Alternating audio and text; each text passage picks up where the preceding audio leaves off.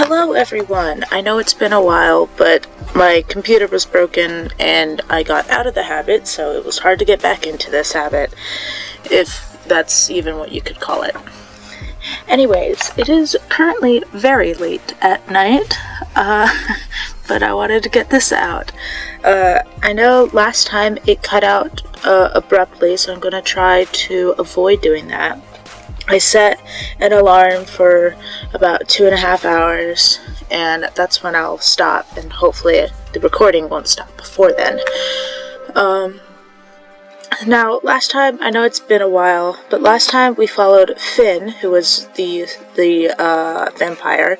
We followed him down into the, I guess it wasn't really a sewer, because it was a trapdoor in Ezra's house, who is essentially the witch. I forget why we did that, but we'll figure it out and hope it doesn't matter too much, or they'll bring it up again. But we followed him down into the alleyway. We met Raven, which I'm pretty sure was his daughter, and that is about where we are going to start off. Now, of course, the voices will be very different because I'm bad at voices and can't remember what I did.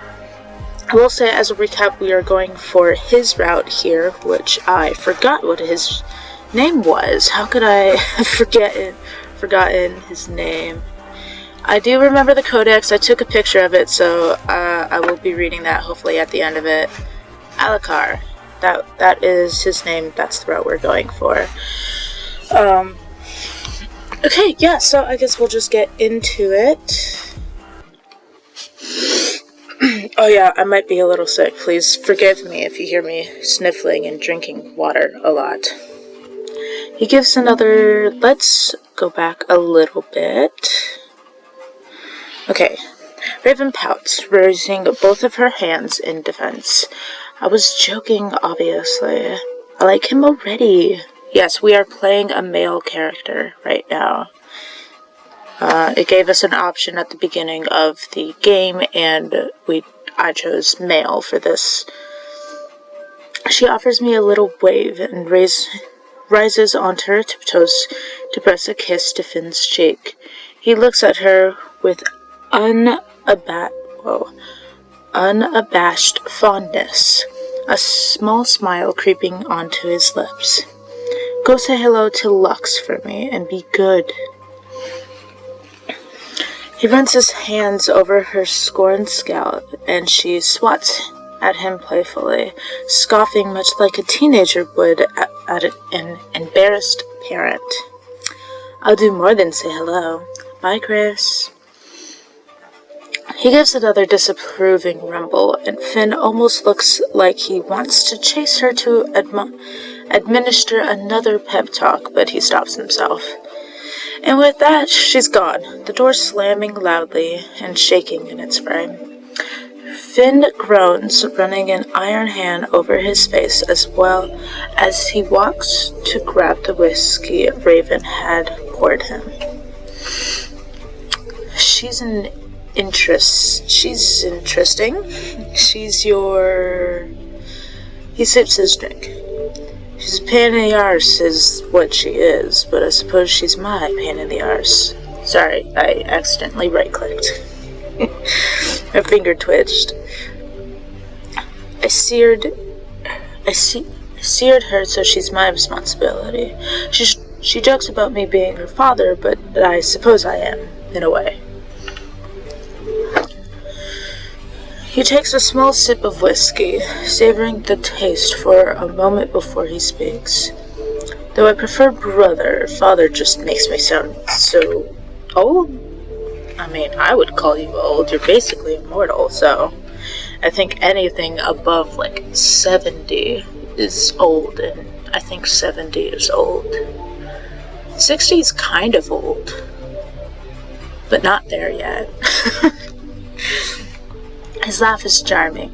Yes, old. She tends to look after me much more than I look after her. She's a good kid. I'd be lost without her. I nod, observing him quietly as he sets down his glass. Seer bonds are powerful, and it's interesting to observe such a casual, healthy dynamic. Oh yeah, in case you forgot, or because it's been a while, we are essentially playing a hunter who deals with the supernatural people a lot. Most of the times we're basically like the police of the supernatural world, even though most people don't really know about the supernatural in this world that this author has created. Did you choose to turn her? He frowns, shaking his head. Well, no, not exactly. It's complicated, but I made a choice that I'll have to live with forever. Literally. I'd seen too many die at the hand of my sire. Sorry. And something about her struck me. He planned to leave her for dead, but I couldn't let that happen. He smiles, and it's painfully earnest. We're kindred spirits, I guess. As much as I have regret for cursing her with immortality, she's the closest thing I have to family. Now, what brings you to my neck of the underworld? I forgot, bro. If you could just remind me, that would be great. He leans back against his desk. Oh, no. I don't remember. Have a job. I need your help. I mean, I would do I need you, but I don't really want to. I don't want to mix paths accidentally. We're gonna go with I need your help. I have a plan, and I think I might need your help to execute it. He tilts his head, curiosity obviously piqued. A plan? I do love those. Tell me, what can I do? Didn't you want to know the finer details first? I think I said that wrong. Hold on. Don't you want to know the finer details first? He shrugs, running his tongue over his bottom lip. Makes no difference to me. I trust you implicitly. If it means I can help you in any way, I am all ears. Just tell me where you need me. Peaked? Nope. Pepper and I are going to attempt to break into the dungeons beneath HQ. Are we going to try and free someone? Did one of the hunters get, arrested and we're trying to... I think her name was Pepper. Did she get arrested or something? Or maybe the stuck-up boss is actually, good-hearted or something? I don't know. I'm just throwing crap out there. His pointy ears flicker, almost flattening against his head before they put themselves to rights. He can't seem to mask his surprise, nor his apparent interest. The dungeons, He whistles, scruffing his boot against the stone floor. I can help you, but I may have a favor of my own to ask you if you're bold enough to venture down there. I narrow my eyes at him, contemplating if I want to tangle myself into yet another web. We're gonna have to, because the dungeons are very scary, and literally I think the dungeons, his surprise is not over-exaggerated at all. The literal dungeons of the Hunter's HQ is very well guarded, if I remember correctly. And magically guarded, I think. What is it? He pushes away from the desk, standing tall. An important member of my clan has gone missing, and I'm positive that they have him. As I'm sure you know, any trust for the enforcers is wavering. I want my friend back. He's done nothing to warrant being thrown in a dungeon. Enforcer, that's the word I was looking for. The boss dude is called an enforcer, although he didn't go through the same training that we did as a hunter, because he is magical. His hands ball into fists at his side, his prosthetic flaring brightly before it fades into its usual dormant, dull glow. That prosthetic is from Ezra. He and Ezra have a close relationship, if I remember correctly. How do you know that they have him? I don't. I have an excellent defense system that prevents any of us from detecting him, no matter how close we manage to get. Nope. He would not just abandon us. He's either detained or dead. And if it's the latter, I just want to know. You're sure he wouldn't just leave? Your clan isn't like others. Maybe he wanted a change? He looks frustrated. He runs his fingers through his hair, leaving it messy. Fiyero wouldn't just leave. I know he wouldn't. I trust him more than anyone else in my clan, even Raven. We both suffered at the hands of Levi for years. We were healing from that together. What would he have done to even get arrested? He was the only friend I had when I was with Levi, and he saved me more than once. I owe him this. If he's ash and bone in the forest somewhere, then so be it.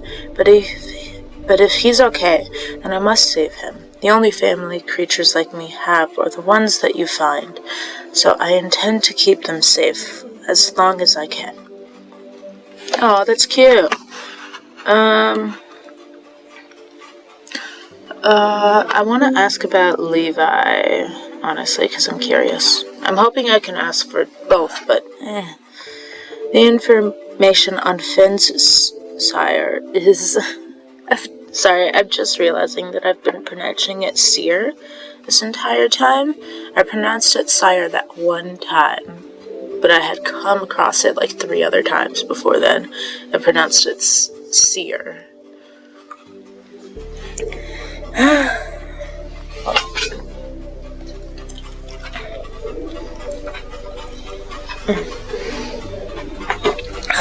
Sorry, water. The information on Finn's sire is sparse outside of the fact that he was notorious and cruel, and I wonder how much his seemingly kind man could have followed him for that long. Well, if I had known that he was notorious and cruel, I wouldn't have asked about him. Call it morbid curiosity. Well, yeah, that's the reason now, but... Do you mind talking about him? About Levi? Finn grimaces, folding his arms across his broad chest. His posture... loses its usual confidence. Sorry, that word just really tripped me up. I was thinking like losses, and then like loose. I don't know. I suppose. I take a seat upon his bed as he pulls out his desk chair. The first thing I can think to ask him is loaded, but I need to understand. Why did you stay with him for so long? God, I just caught a glimpse at his eyes because, the text box is down there and his eyes are up there. His eyes look like they're glowing. Like, they look like they're the same things as, like, his buttons. Like, that's really cool. That's a really nice design. I want to see his hand, though. His hand looks like it's, like, clawed almost, but instead of having, like, fingertips and a claw, it just looks like it's the claw, which is very, I feel like, first of all, if you're gonna have a prosthetic arm, and you're gonna be, like, a hunter of a sort, why not, right? But I also see, oops, I hit the mic. I also see this. It looks like he has like a crescent moon here, which is interesting. Why would he want or need that? I know this is random, but we're just gonna go with my mind, okay? Okay. Why did you stay with him for so long? He looks at me wide-eyed for a beat before he manages to formulate a response. I don't know if I can answer that. I still truly do not know. He was good at making sure you had nothing left to go home to. So he was all I had. I'm not the kind of man who does well with loneliness. Honestly, I completely see that. I completely see.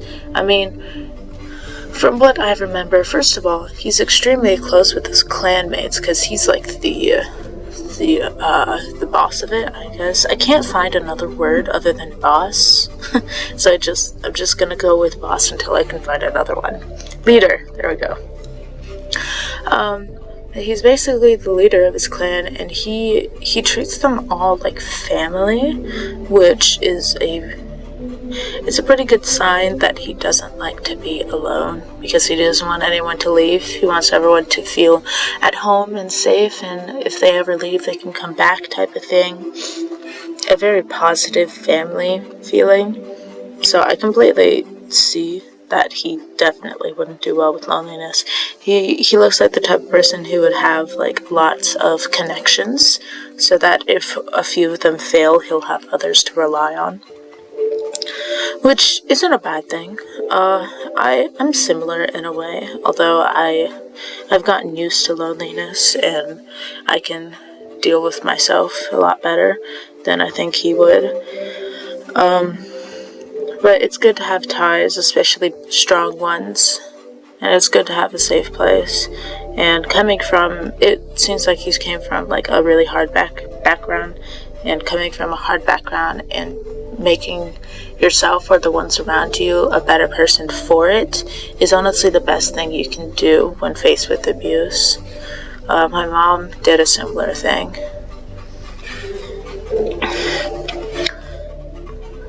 I hate that word. That word is so hard to say. I want to say like wiry, but I think it's like a rye. It kind of like melds into the A word. A wry smile crosses his lips, but Finn looks impossibly sad.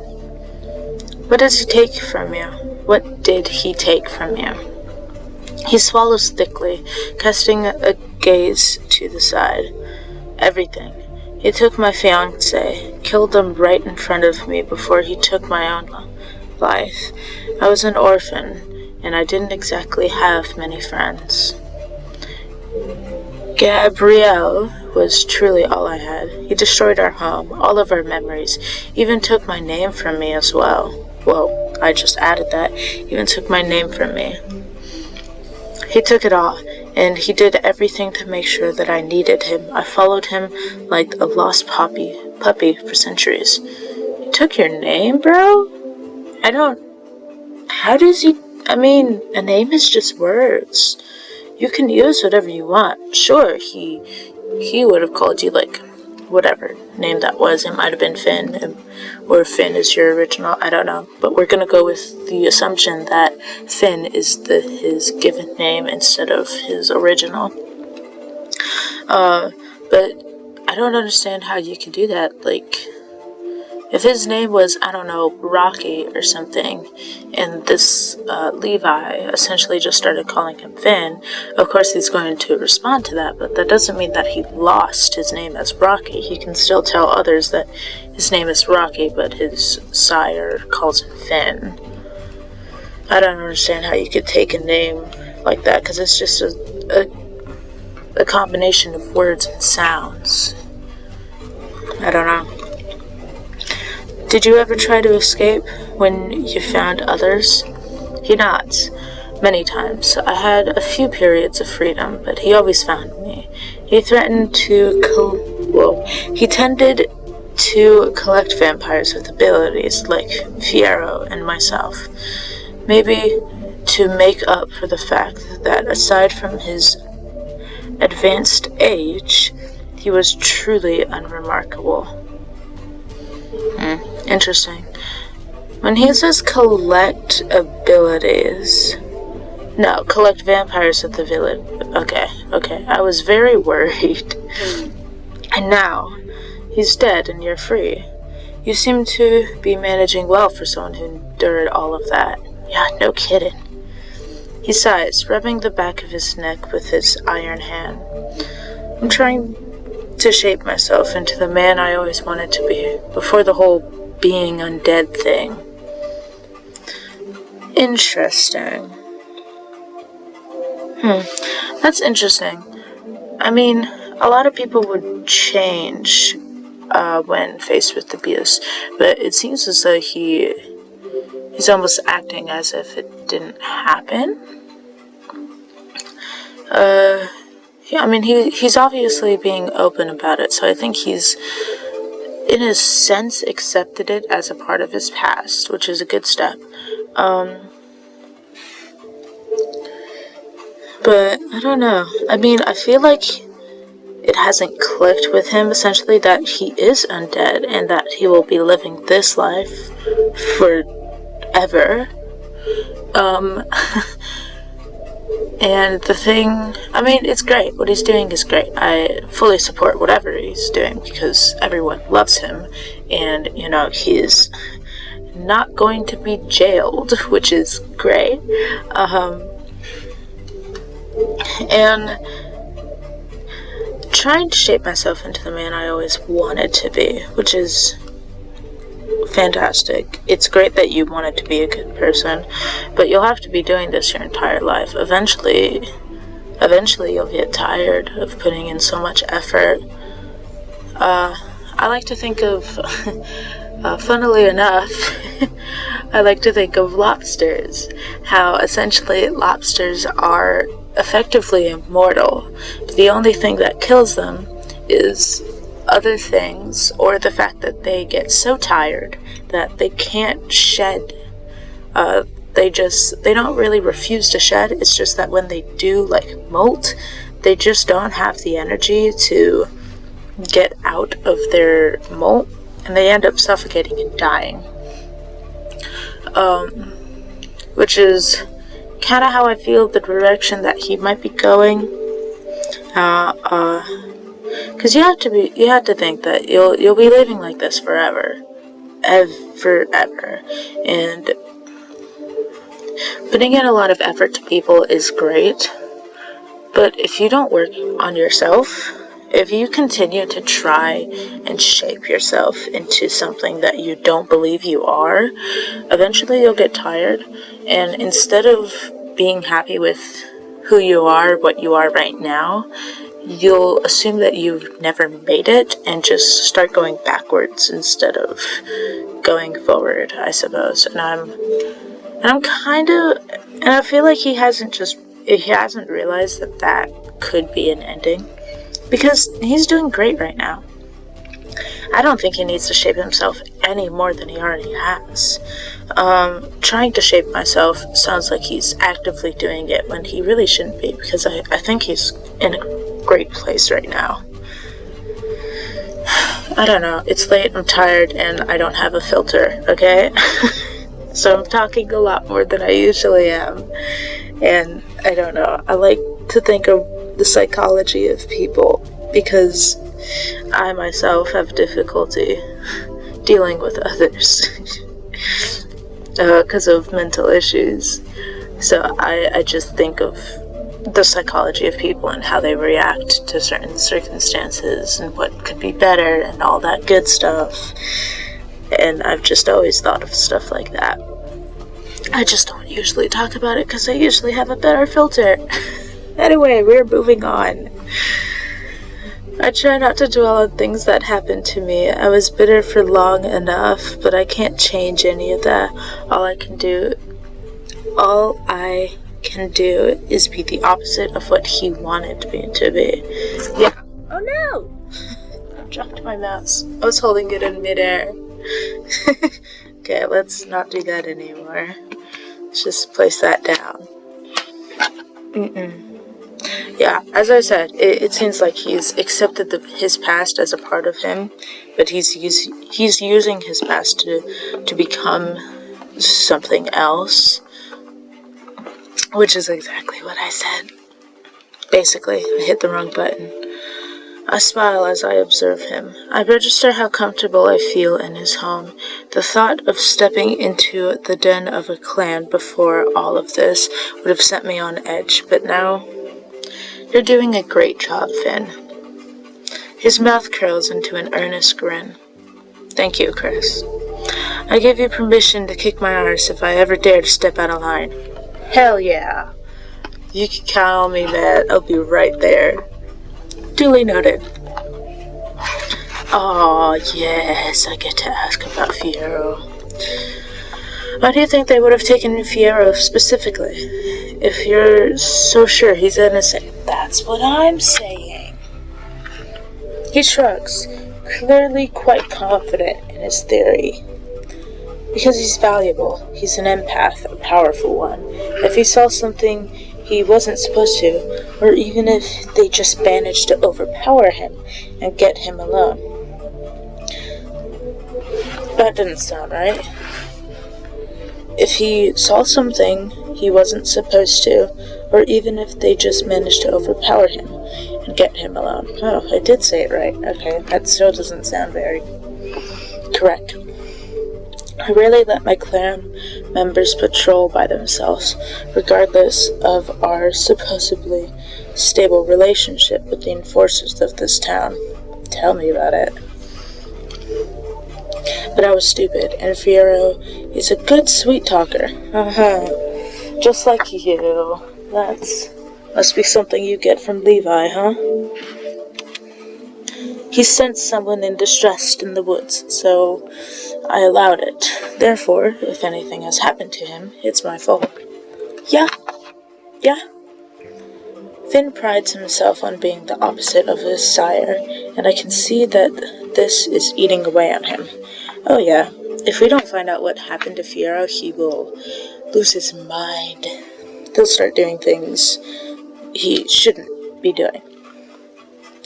You can't place the blame on yourself. You didn't know.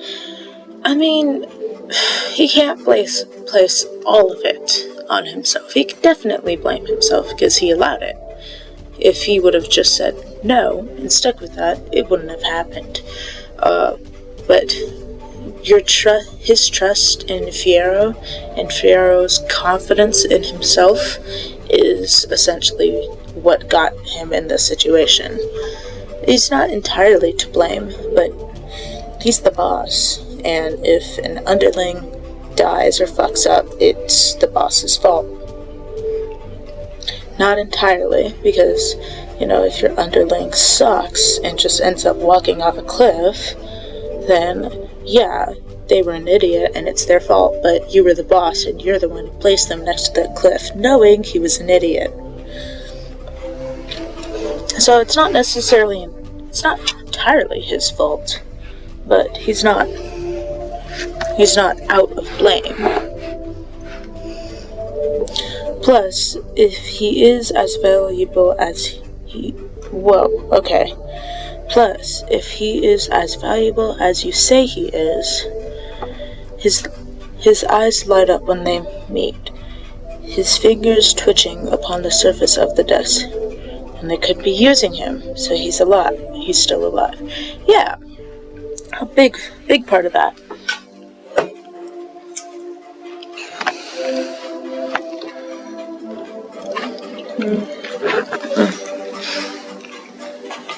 Sorry, I was drinking water.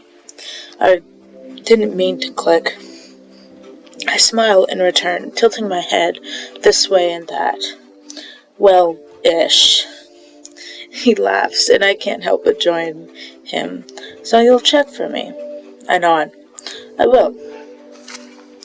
So, what is it that you'd like me to do exactly? I'm curious too, because I can't remember. Well, no one knows this town quite as well as you. I was hoping you'd have some secret little passage tucked away for me to use. Sorry.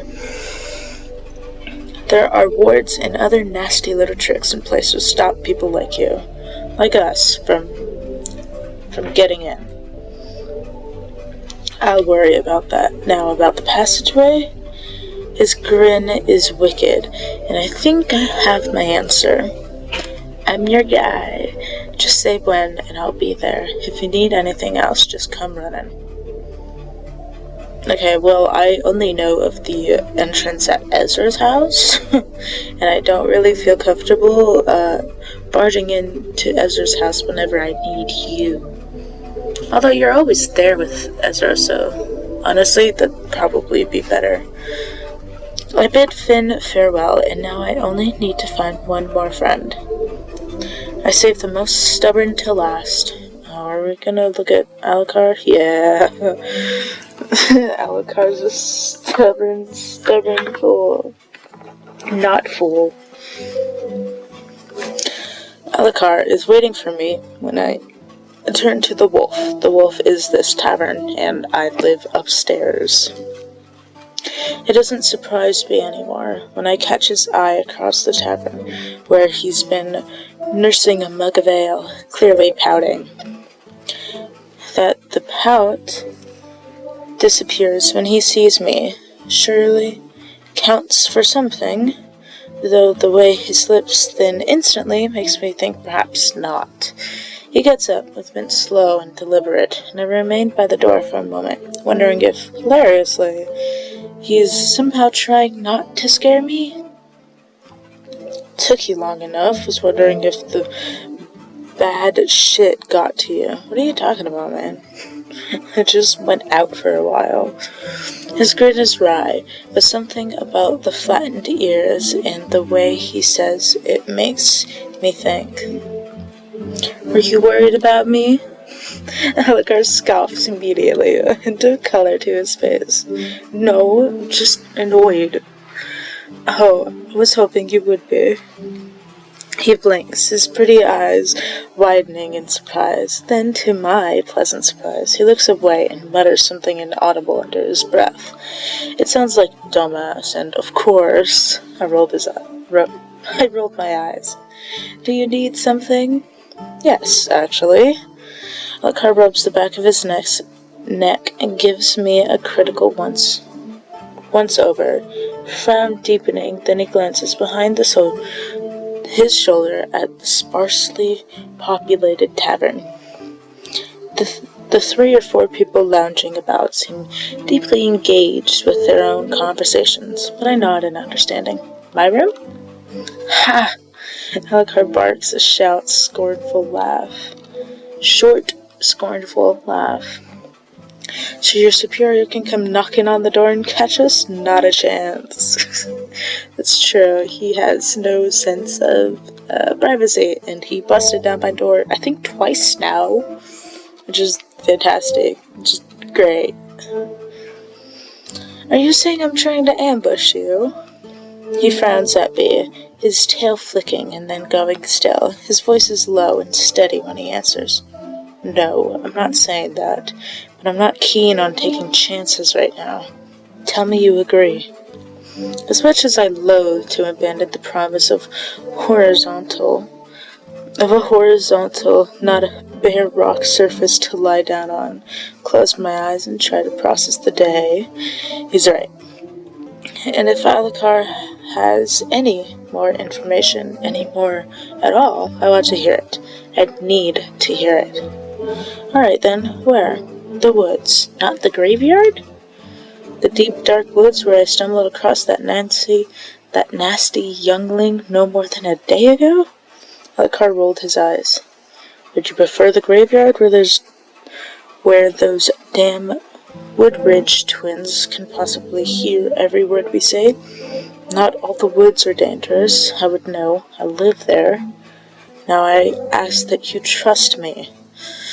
Fine, I guess we can't go to the graveyard. I mean, I didn't forget about the twins, but I didn't think they had an eye and ear on the graveyard. That's unfortunate. I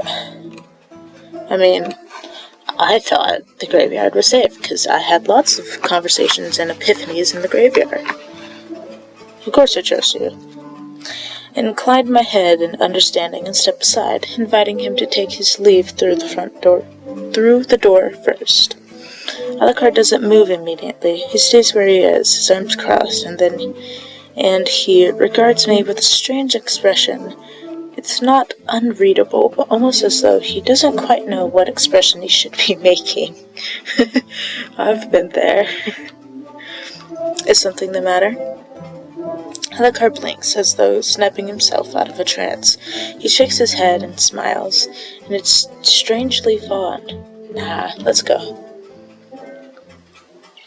God, it's so hard to be so quiet. Lunaris, I think that's the name of the town. Aren't we not supposed to be out at night in Lunaris? is a cold and lonely shrill of its daylight form tonight, and I have to almost run to keep up with how quickly, though sure-footedly, Alucard moves through back alleys. A chill sinks into my bones, and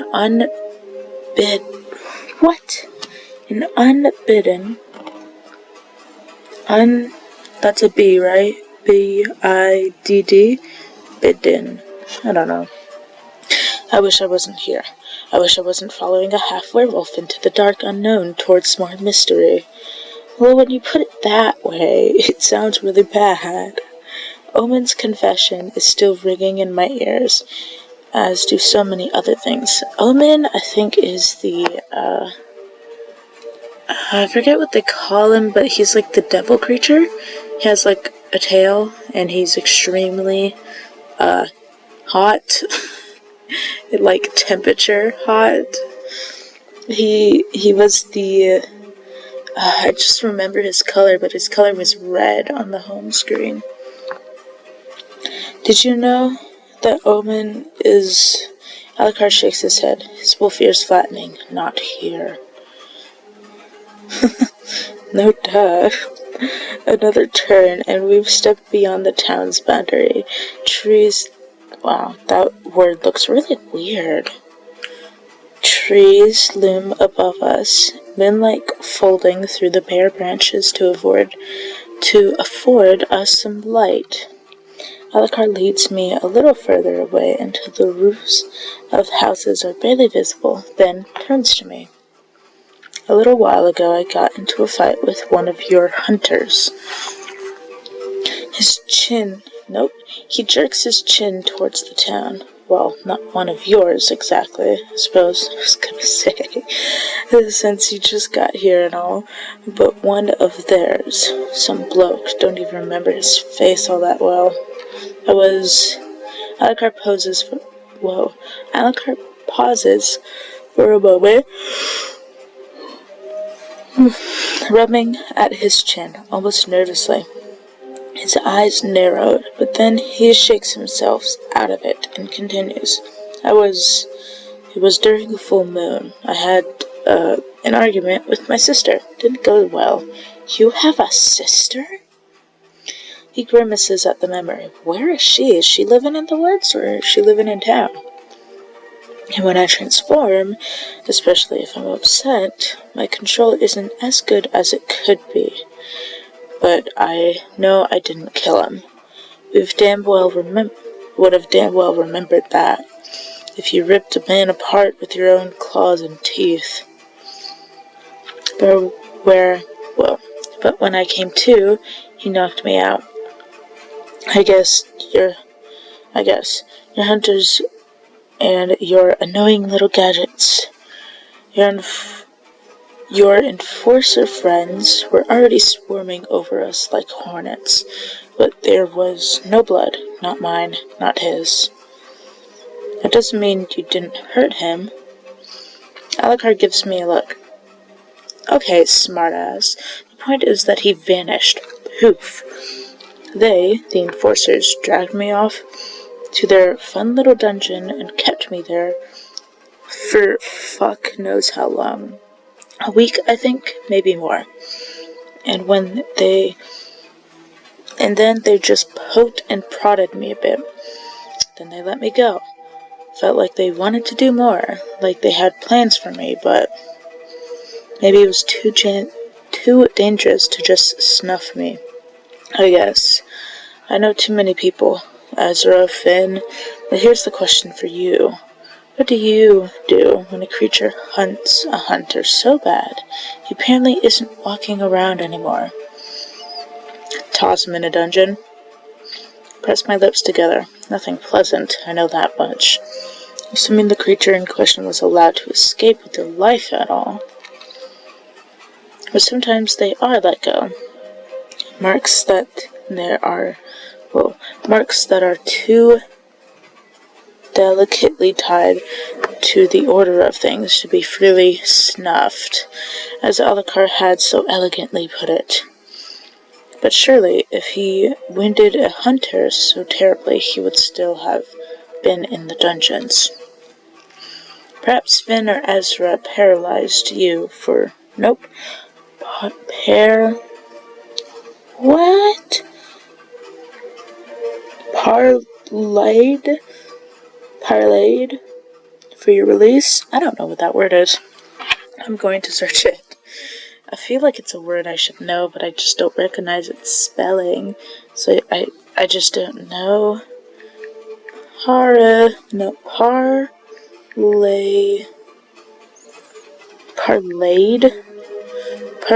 Hold a conference with the opposing side to discuss terms. Oh, it is a word I don't recognize. I might have heard that word like once before in middle school in history class, but that's about it. Perhaps Finn or Ezra parlayed for your release. But Alucard is shaking his head. They didn't. And correct me if I'm wrong, but you hunters don't get retirement leave till you can't walk on 2 legs anymore. And even then, well, there are always prosthetics. That's not the proper response to that statement. Alucard barks a sharp and bitter laugh and shakes his head, but neither he nor I find humor in it. I know. Hit the mic again. He's quiet for a moment, running a hand through his hairs, messing with his clothes, fidgeting, nervous. I step back a pace to let him collect himself. No use pushing him for anything now. Not when he is already so open with telling me everything he knows. I didn't kill that hunter. I didn't. I wouldn't forget something like that, and enough to never do it by accident. Never. Alucard's frown is deep, but his words are as quietly fierce as they are pleading.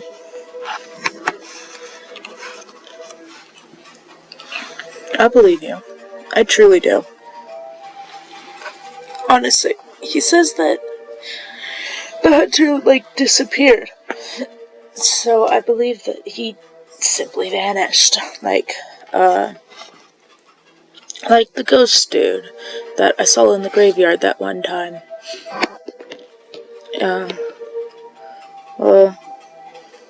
Yeah. Although this person, let's say Chris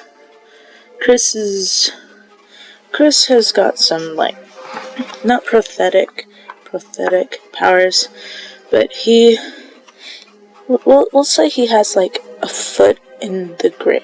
No. In the spirit world. He has, a foot in the spirit world. He can semi-commune with that and kind of know what's up. So, I truly believe him. We're moving on because I don't know where I was going with that sentence.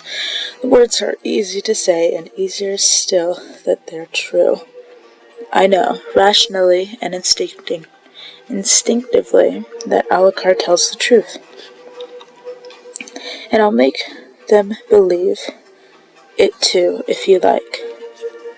Alucard stares at me in response. No clever words this time, just stares. Arms loose at his side, surprise evident on his face. He stares like he's never seen me before. Is something wrong? Huh? No, He looks away, scratching at his head. Then he chuckles, sounding so disbelieving it almost hurts to hear, but at the same time so relieved. And I have to wonder how many people didn't believe him, not just about this, but about other things too. He mentioned his sister, briefly, and that he had a fight with her on that night. He's never mentioned any family otherwise. That's what I said. Thanks. Alucard grins at me, and it's a lot less awkward than I figured it would be. You're welcome. I have another question. Were you aware that Omen comes from hell? You say that like it's a bad thing. Alucard frowns at me, then squints, then snorts. Of course. Where else would he be coming from? The general store? Right? I don't know what Chris thought. Like, he's obviously like an imp of some sort. Like, the second I met him, I was like, oh, that's a hell being, whatever he may be. The general store? Yeah, sure. I'll just go buy my imp from Sam's Club. I hope he doesn't hear the sound of my teeth gnashing as loudly as I hear it, but with the way his ears suddenly stand up at the crackle, I know he's seen something. I meant, did you know that he's the son of the literal devil? You're the one who didn't ask. Great. You weren't giving me a chance to, as I recall. Why exactly should I have told you? Oh, by the way, we got a demon prince in town. He's easily spooked, but don't worry about that because he's harmless. Like that would fly. Yeah, we're hunters. We're literally here to hunt dangerous supernatural folk. Come on now. He pauses for a moment to consider his own words, then shrugs. That was his secret to tell, and he didn't have anything to do with the mess that's been cropping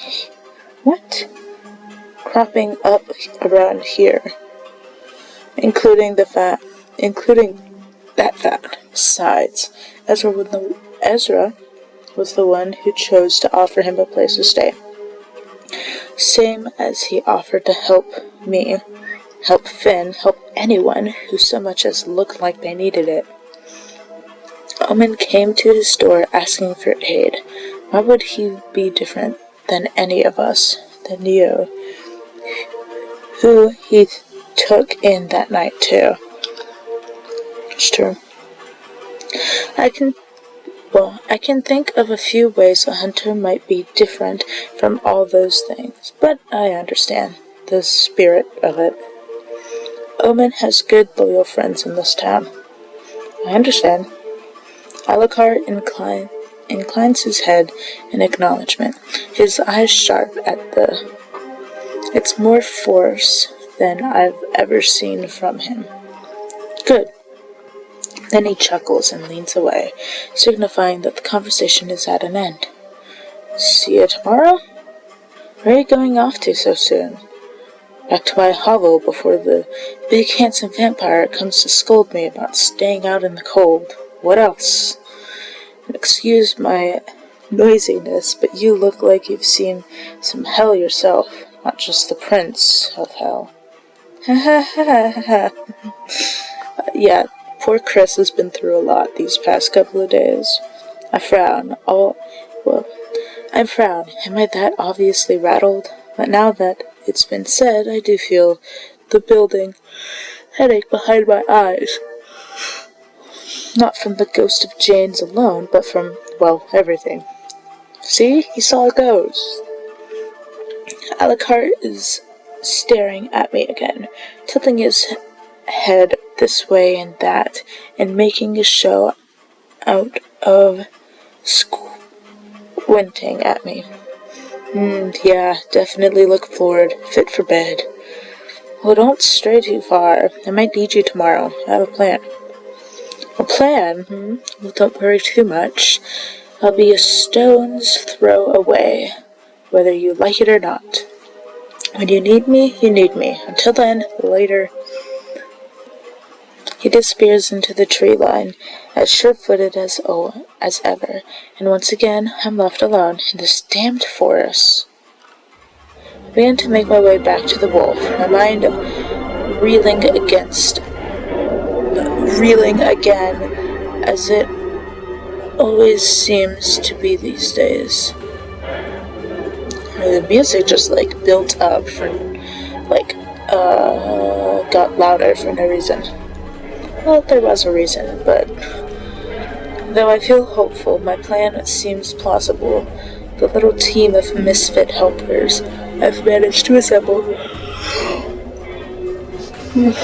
more than capable of carrying it out alongside me, I think.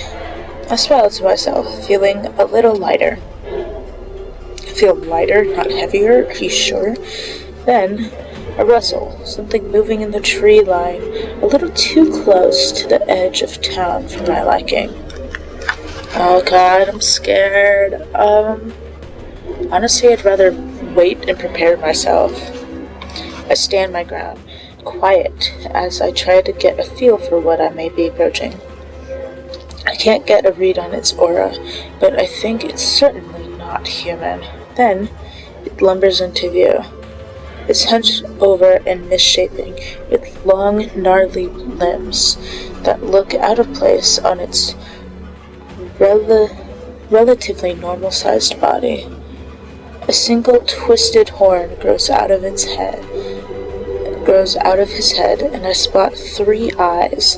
The third seems new and underdeveloped, and it melts crudely over the existing left socket. It's covered in patches of scrabbly fur and scales, and in some places its skin is entirely burned off, an amalgamation of misshapen parts and pieces that look like they don't belong. That cloudy gaze meets mine, and merely looking at it gives me a headache. There's this weak, demonic aura that makes my body beg me to look away. Then something hits me, something that makes me hesitate to draw my weapon. I cannot place this feeling of complacency, of ease, and nor can I fight it. Is this how my comrades were killed so easily? Does it have some kind of power over us that makes us freeze, become immobile? Or is it that the dull ache of familiarity that settles in my gut that makes me pause? The feeling that I shouldn't harm it, that it deserves empathy, mercy. It opens its crooked jaw, melded sinew and molten skin stretched and splitting to reveal a set of violent, jagged teeth. My body screams at me to fight, and my feet are firmly planted and stuck to the forest floor. Whoa, my fingers don't move. My weapon is still frustratingly safe in its holster. It takes a purposeful step towards me with a low, rattling groan, its teeth bared. My heart races as I stare into its unfocused eyes, all 3 of them blinking out of sequence. There's a loud ringing in my ears, and I've never felt like this before. My instincts are screaming, pulsing, dying for me to do something, anything, and yet all I can apparently do is stare down my bitter end. Then, something washes over me, and in a split second I gain perfect, blinding clarity. Run. James. The creature takes another step and howls, a broken, blood-curdling screech. Run. I listen. Pick your route. I don't want to. I don't want to pick my route, because what if I pick wrong? Go to the tavern? No. Why would I want no romance? Literally, the purpose of this is to be romanced. We're going to Alucard because that is our... Oh, look at that. Okay, so Piper wasn't arrested. Okay, we're gonna go to Alucard. Romanced Alucard. Ah, woo! Sorry. That was a Steam achievement. I just had to read it because it looked cute. As though my body already knows where to go. Where I want to go. My feet carry me past the creature and into the woods.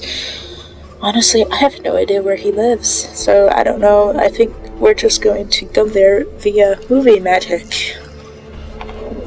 I don't look back, but I do hear the rustle of trees and the creature maddened aura fading.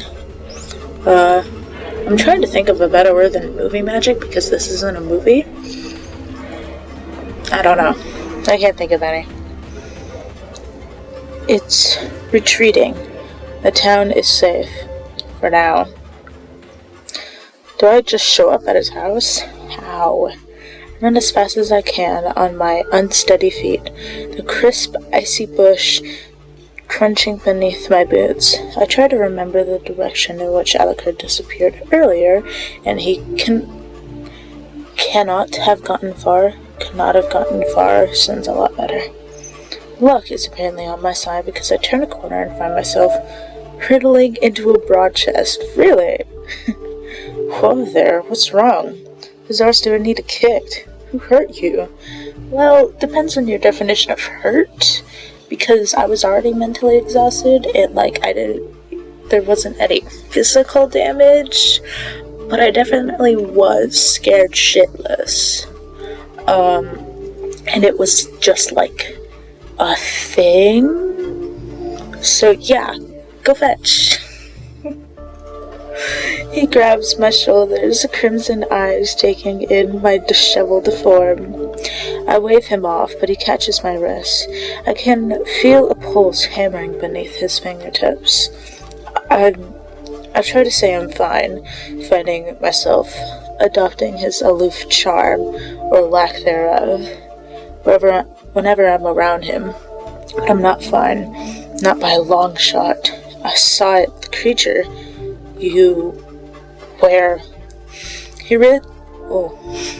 He releases me, running a hand through his unkempt hair, his nostrils flared. I can see his muscles tense, his whole body wound tight. What do you mean, muscles tense? You can't see his form. His clothes are too baggy to be able to see that. Maybe you could see his, chest and neck muscles. Maybe his hand muscles, but he keeps those covered. His clothing is too baggy to be seeing muscle tense. Don't lie to me. His whole body wound tight. My eyes flicker up to the low-hanging moon. I'm relieved to find it crescent in shape, not full. Yeah, honestly. Alucard, breathe. Why are we just standing here? We need to go find it and finish this. The thought of him going near that thing sends my heart swiftly to its knees. His lazily bandaged hands ball into fists at his sides, and I quickly reach out and curl my fingers around his wrists. Look at me. I'm here. I'm okay. His frown fades, my touch apparently grounding him, but Alucard isn't done being stubborn. How are you alive, anyway? The others never stood a chance, and no offense, but Hunter Lane was the best of the best. Okay, well, ouch. But also, I have no idea. Oh, you know what? It was probably James. Me and James, we're tight, you know? We're like best friends now that I talked to his dead soul. I could have sworn I left-clicked. That was so weird. I just stare, unable to form a coherent sentence, and he's looking at me like that.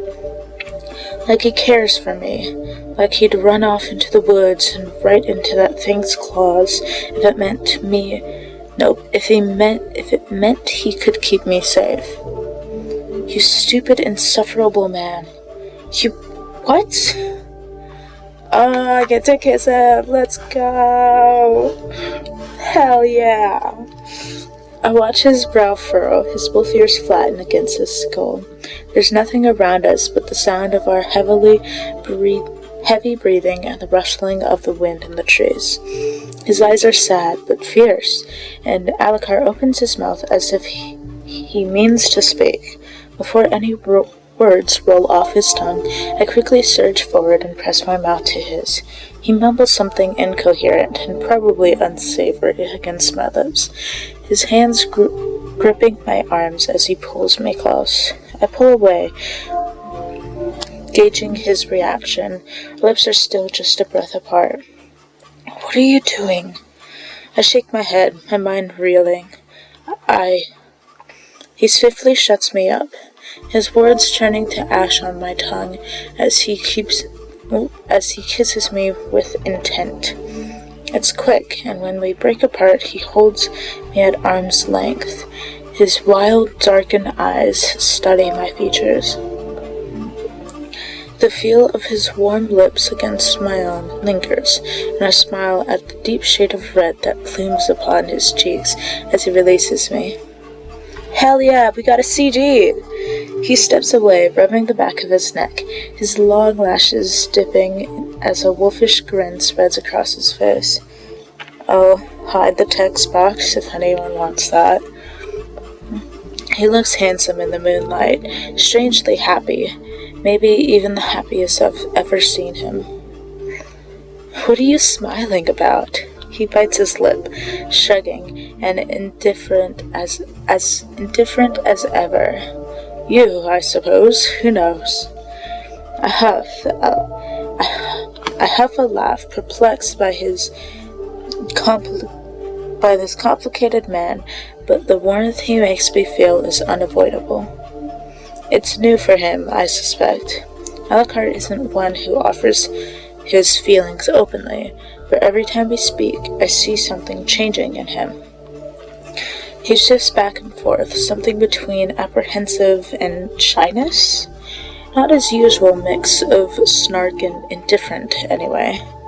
Almost as if he's truly struggling how to react in this moment. I find it infuriating. Nope. Infuriatingly endearing. The song and dance typically has me waiting for the blunt end of his words, but his aura feels calm and elated. The way he smiles awkwardly, almost secretly for me, warms me, and I feel myself gravitating to its course. I don't speak, and neither does he. The silence between us is oddly comforting. Instead, I look up at the stars, and I feel calm. Knowing he's got my back makes me feel unstoppable. Everything is going to be okay. Is that the end of the chapter, or no, it's just a new day? Strangely, I'm awake with a smile on my face. So, despite meeting the thing that's been wreaking havoc on this town, despite the fact that it rendered me useless, I'm happy. It feels wrong, and I can't ignore the way my chest aches when I think of Alucard. When I think about kissing him, I laugh to myself. I feel so much lighter somehow. Though I can't shake the feeling of that thing staring me down and sizing me up, and chasing me through the woods. You should have had that right there, just like in small text, just be like, and chasing me throughout the woods. I think of all the creatures I've encountered in my time as a hunter, and I almost feel like there's something I'm missing. Is it a hybrid? A new species? I mean, it could be Omen. I don't know. I don't know how their devils work. We were always taught that it's unrealistic to believe that we've discovered every kind of creature that roams the earth. That's very true. The realms that separate us from them can tear. Every day, new hordes are brought upon us. But every single one of my instincts is screaming and telling me that this is different, that it's not going to be simple.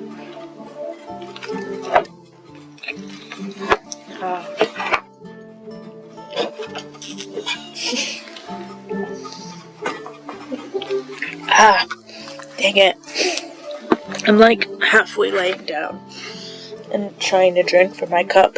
It wasn't working very well.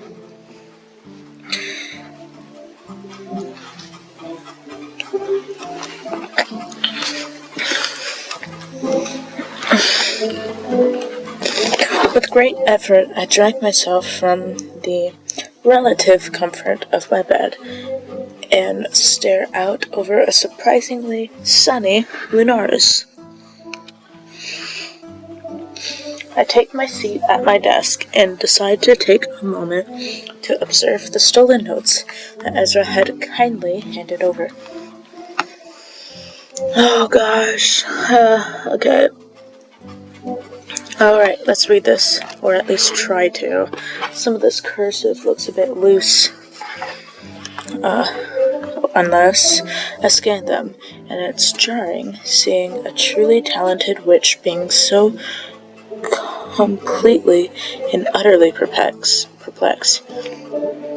I can practically feel his frustration rolling off the pages. It's funny. Okay, let's see. What is this? Is that Luetire?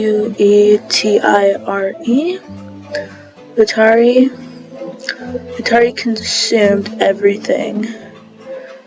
That doesn't look like a U. That looks like an I without its dot. Maybe it's, I don't know. Something damaged beyond restoration. Fire. I was thinking that's an M, but I don't know why there would be like a Y or a J in there. Oracle fire. Can't reconstruct.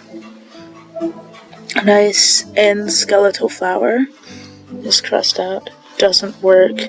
Perhaps a memory spell to recall the events of death. A remember stone. A rune stone should suffice. No good. It's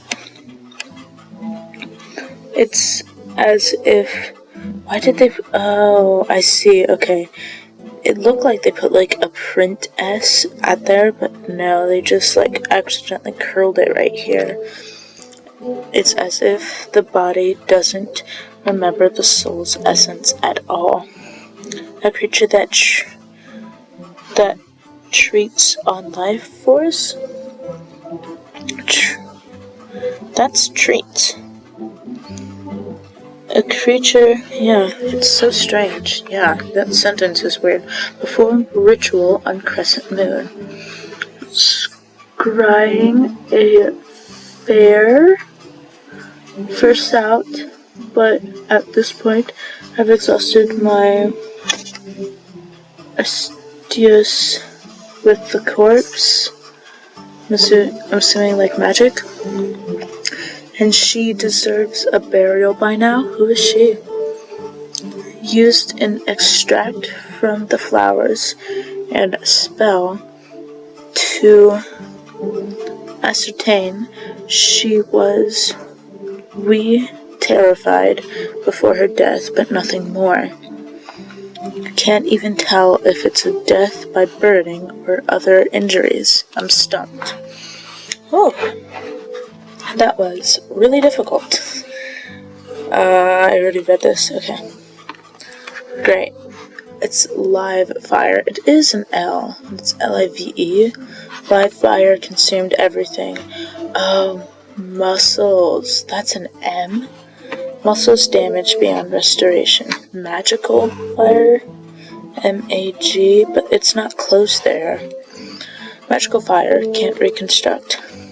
Great, I'm so glad that it's reading everything that I just read. Noise and skeletal flower doesn't work. A memory spell to recall the events of death. The runestone should suffice. The body doesn't remember the soul's essence at all. A creature that feeds on life force. Feeds? That's not an F though, that's a T.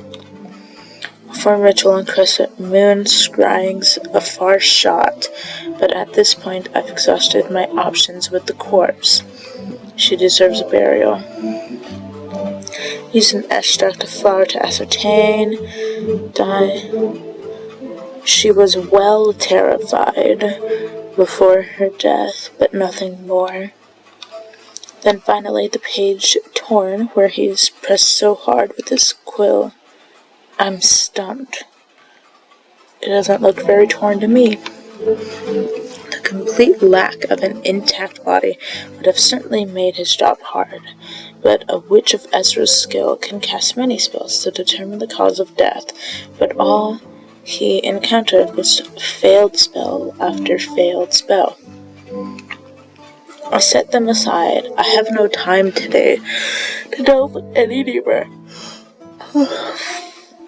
Sorry. Now it's time to write my report for last night. There should be Interesting. I check the conveniently placed clock outside of August's office door and take a deep breath. August! As I raise my fist to knock, I hear a crash. Uh-oh. You good, bro? I forego knocking, pushing the door open to rush inside and check that everything is okay. I scan the door, seeing no August, but then I see a pair of feet sticking out from behind the desk. Then I hear a string of muttering curses in a language I don't recognize. August? Oh, you're alive. I'm glad. You see, what's it called? I didn't mean to do that. They pop up. The hair is a mess, and they have dark bags under their eyes. You say, I was gonna say if I play this again, but I probably will play this again on my own time. I probably won't record it. Well, I won't record it. I plan to only do one recorded playthrough of each of these games. I don't want to show off the entire game because then then there would be no point into you getting the game and going through the routes yourself.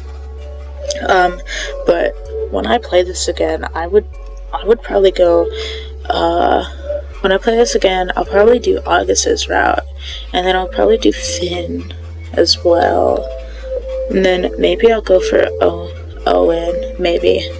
It's kind of hard for me to play things a fourth time, but I definitely want to see August's CG and whatnot. Oh, that's right, there's a bunch of CGs, and I like to collect them all. Okay. They pop up, hair a mess.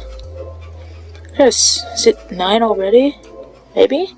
I nod, checking that their clothes are wrinkled, which is odd. Very odd. Well, they've been really tired lately, so it's not very surprising. Wait, did you sleep here? Oh god, their eyes are as dark as their hair.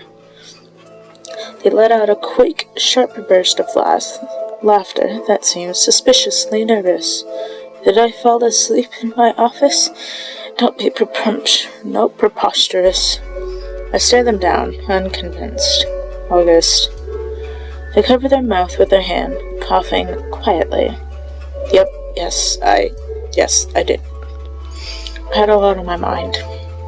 I nod in understanding, itching to tell them about my encounter, but almost not wanting to burden them with yet another thing. There was a little incident last night in the woods. An incident, you say? Come, sit. I take a deep breath and follow them to their desk. I believe I encountered the creature. Oh shit, he's pissed. The creature, as in the creature. You can see his little magic things. He's mad. Yes. Their pale skin gets lighter somehow, and they take a deep breath. Shuddering breath. Are you okay? And how are you okay, if so? Some of our best hunters have perished by its hand. I talked to one of them in the graveyard. Well, about that. I settle in the comfortable chair opposite them. My mind is reeling as I think about how the hell I'm going to explain this. Firstly, don't think I'm crazy, okay? Okay. They don't seem convinced, but I continue regardless. James has been communicating with me somehow. It's like I can hear him, feel him, as if he's right beside me. Their expression remains neutral. That perfectly arched brow raised high. I assume that their silence means that they wish for me to continue.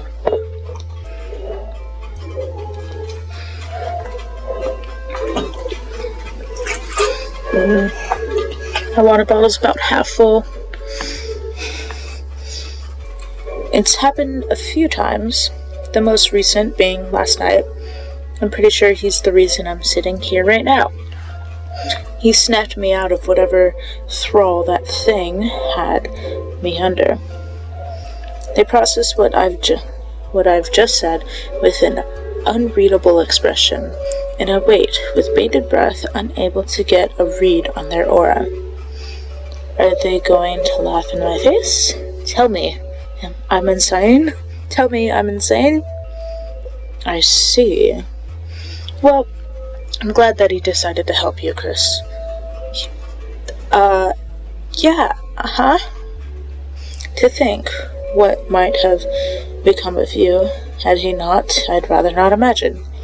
Yeah, I'm pretty sure I'm your last hope for this town, so yeah, makes sense. Oops. I pause, my mouth agape. I'm perplexed. Not even a flinch? You seem rather calm. I expected. They raised their hand.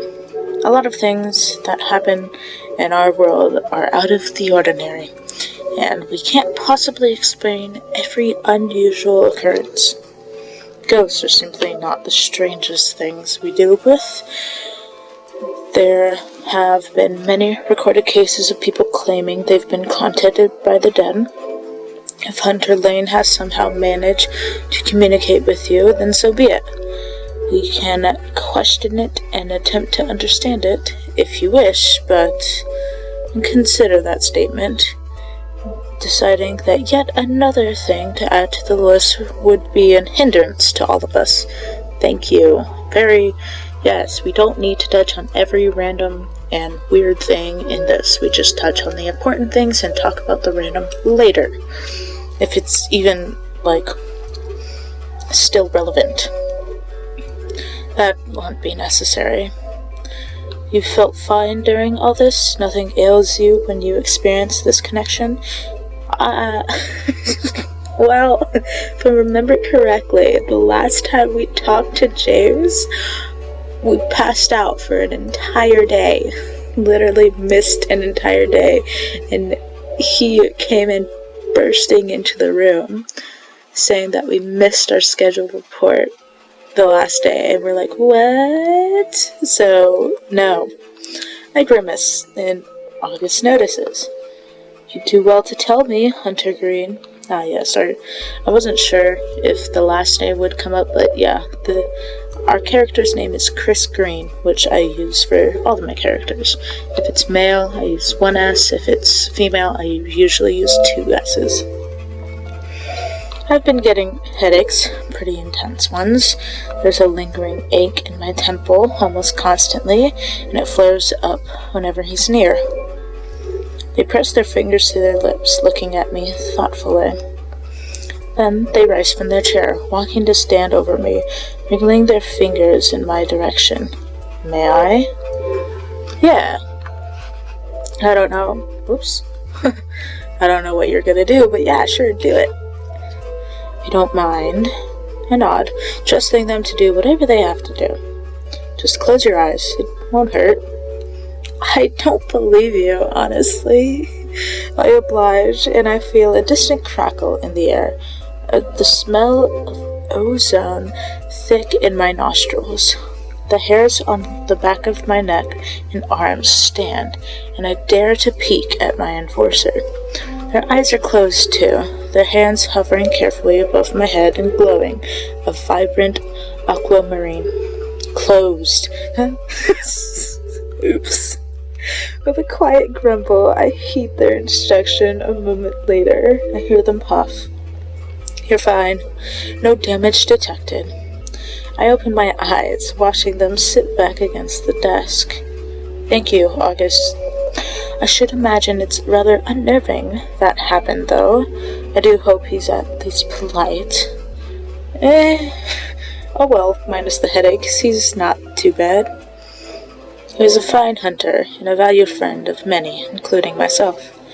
He's missed terribly, even more of a reason for us to bring this thing to the ground. I silently ponder the implications of the enforcers are involved with this. Nope.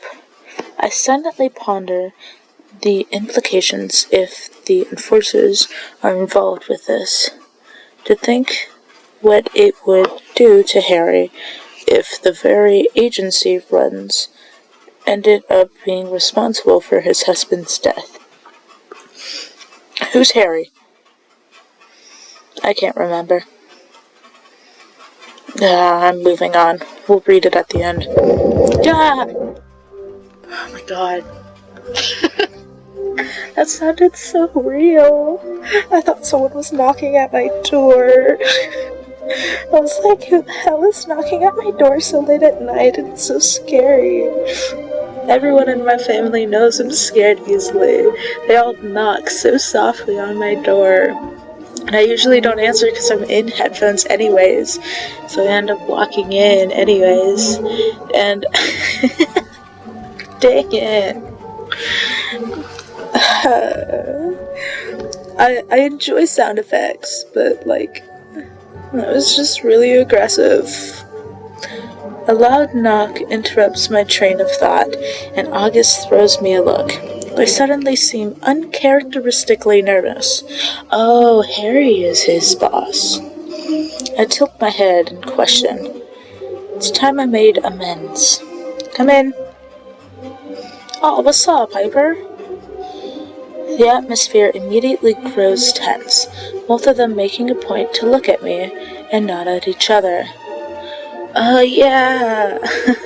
I promised I'd be here for when they made up, because I took her job, and he demoted her. Have I been tricked into mediating? I thought we agreed to mediating. Yes, apparently that's exactly what this is. Here you have something to say to me. I let out a breath I didn't realize I'd been holding, thanking the stars that Piper is choosing to break the ice somewhat civilly. August clears their throat, rubbing their forearm and thumb together. Seeing them unnerved is alarming. Yes, well, I wanted to apologize, formally. And for the first time, yes, Piper, for the first time. If I could go back and change how I reacted, I would do it in a heartbeat. You didn't deserve any of this, and I'm sorry. She looks angry, also a little defeated. I imagine this isn't easy for her. It wouldn't be for me if I were in her shoes. You really hurt me, August. It will take time for us to get back to where we were. But Chris told me that you really do wish to make amends and that you're on our side in all of this. So, I accept your apology. Take however long you need. Whatever I can do to make it easier, I shall. To prove to you that I mean it. Piper quirks a single brow, a smile creeping onto her lips. Well, I'm not arm wrestling you ever again. I'd rather you drive a dagger through my heart, frankly. That's a bit drastic. Anyway, shall we discuss this plan of yours, Hunter Green? The plan? General Hugh and Ezra will see to the wards whilst Piper and I meet Finn in the catacombs. He'll escort us to the hidden entrance in the dungeons and be our lookout. There, Piper and I will enter and gather as much intel as we can. For as long as you're able to starve off the protections. We'll then leave via the exit in the forest, where we'll meet Finn again, making a hasty escape before anyone catches wind. Wait, but what about Fiyero? Aren't we supposed to check if he's there? In theory. Yes, in theory. August purses their lips, taking in the provided information. I see, and you're satisfied with this? That it's achievable without any of us getting caught? Piper and I share a glance, and she nods. I am, yes. Regardless, I think it's necessary. We cannot proceed with our investigation without seeing what they're keeping down there, or what they're not keeping down there. This could change the whole investigation, August. Very well, I trust you, both of you. I guess the next thing for us to do is visit the witch, then. His name is Ezra, August. Pepper tilts her head at them, her eyes wide, and August sighs deeply. Sorry, Ezra. That's right. You use names to address a person.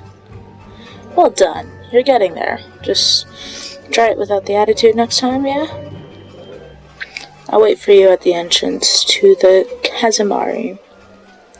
And of the catacombs, come nightfall. Be careful, Mary Main. I know you're capable, but be on your guard. Pepper offers them a small smile, and it seems genuine for the first time. Always am, General.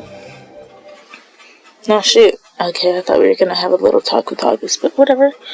The shop is quiet, much like August as they stand stoically by my side. I spare them a glance, watching how they smooth their freshly pressed clean outfit. Don't be nervous, Ezra doesn't bite. Don't get sassy with me. I laugh at their non-threatening tone, and Ezra appears from the back room. What's up, Ezra? Oh, good morning. August stares, almost as if they're perplexed. No, paralyzed, and Ezra suddenly flicks his gaze to me, a singular eyebrow slowly raising in question. General, didn't you want to speak to Ezra? I contemplate my next move and decide to take my life in my hands, nudging August forward with a gentle hand. Rather than tearing my arm clean from my body, they simply throw me a glare and put themselves to rights as they come to stand in front of the young witch. Ezra, it's time I apologize to you. Wow, August is apologizing to everyone. Oh? The shock on Ezra's face is evident, but he quickly recovers. Why is Ezra wearing, a wool shirt? I mean, I don't think his shirt is wool, but, well, I guess it snows here, so I guess it's kind of cold occasionally. Never mind. Gus, you don't have... Yes, I do. I do. In the interest of not being here explaining all day, I'll keep it short. I should never have left Argyria the way I did, or at least without giving you an explanation. I owed you that, and I'm sorry. I was too caught up in my own issues to bother. One thing that comes to mind a lot while I'm reading, and I guess experiencing this story, is one, this world is extremely fleshed out. I believe that the authors took a lot of time to actually world build, which is very interesting, and honestly I love it. There's different backgrounds for different places, which I love, and the characters themselves have different outfits, and I love looking at the new outfits. I love how they have different outfits. I mean, it's kind of similar to people, real people, how they have different outfits for different occasions, and casual outfits, formal wear, and festival wear. Which I think these people have 3 distinct outfits, and that's it. Maybe 4 for parties or whatever. I don't know. I'm not going to count. But I love it when they have different outfits, and they are very stoic, but their eyes do blink, which I love. I mean, stoic. I say stoic, and I mean stiff. Their character bodies are stiff because they don't have breathing or movement, which is fine. I think if anything, if the people are going to move, I would prefer them to have like breathing animations along with like their arms or body posture moving in accordance with their speaking, which is a lot to do. Which is why I like either like standstill, how they don't move, but they do have blinking eyes. I think that's kind of cool. Although the blinking eyes isn't really necessary, but if you're gonna do animations, I think it'd be better to go all out instead of half-assed. And I look at the backgrounds a lot, just because I get distracted while I'm reading. And the backgrounds are also very stoic. Nope. Well, first of all, the backgrounds are a bit flat, but you can still decipher the dimensions, which is really cool. But they have so many particles in the backgrounds, and the backgrounds don't move at all, but you can still tell the particles. You can see like the light shining through the window, kind of sparkles off the carpet, but it doesn't like sparkle off this bookshelf. You can see that this is glowing. This is also glowing because it's sunlight. This kind of like sparkles, and this sparkles and glows, and this is just like, this looks like fire, you know? And this sparkles, this glows, this sparkles and glows. This one just glows when it's kind of sparkling in the sunlight. Like, you can tell all of that, and I love it. I would love to see this like animated, but it's not necessary, and I love that. I just had to gush a little bit. Yep.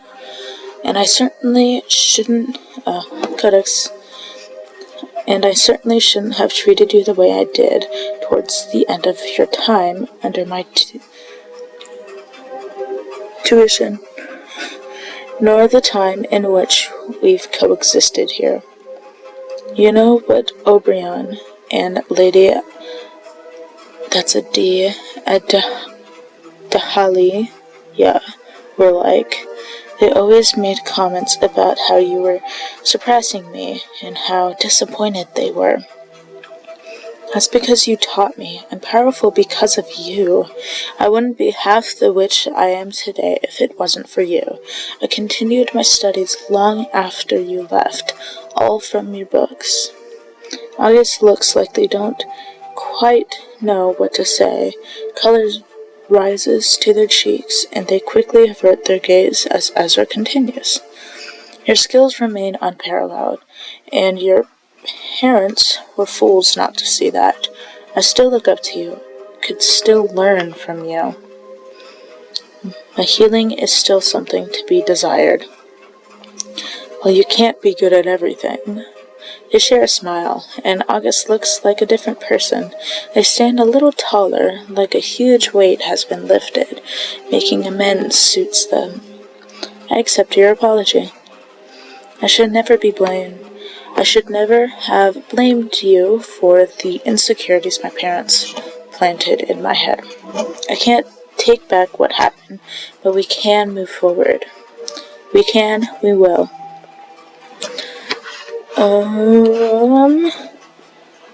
Yeah, how do they know each other? I want to know. Sorry.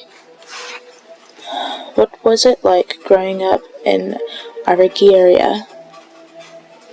Incredibly boring, but enchanting nonetheless.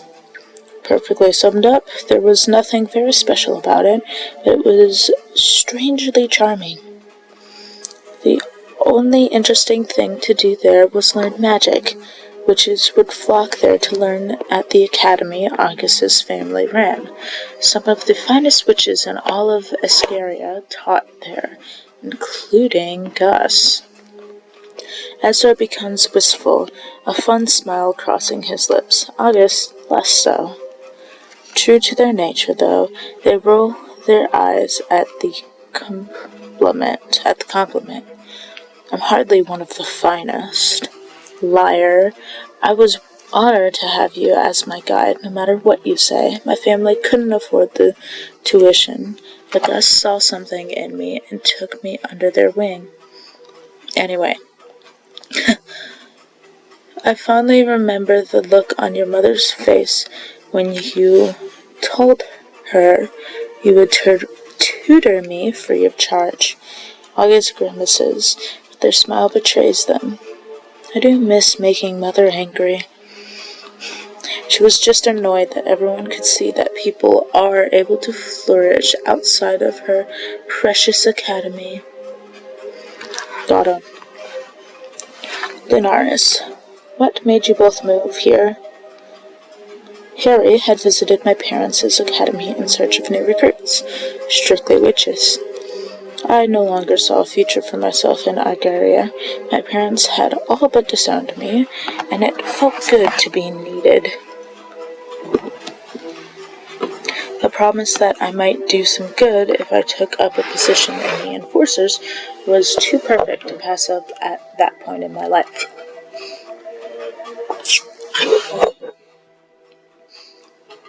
I keep hitting my mic, I'm sorry.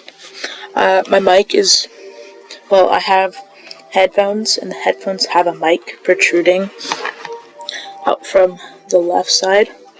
And my water bottle is also on my left side, so I keep whacking it when I go to drink water.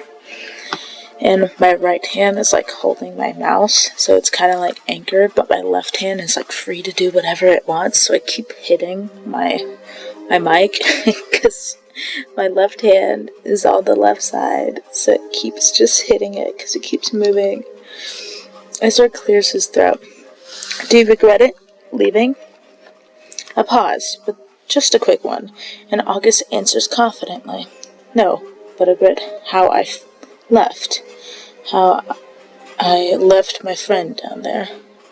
Everything happens for a reason, Gus. It's in the past. What about you, Ezra? His smile fades, softened. After my father passed, I felt a little useless at home. I worked tirelessly to raise money.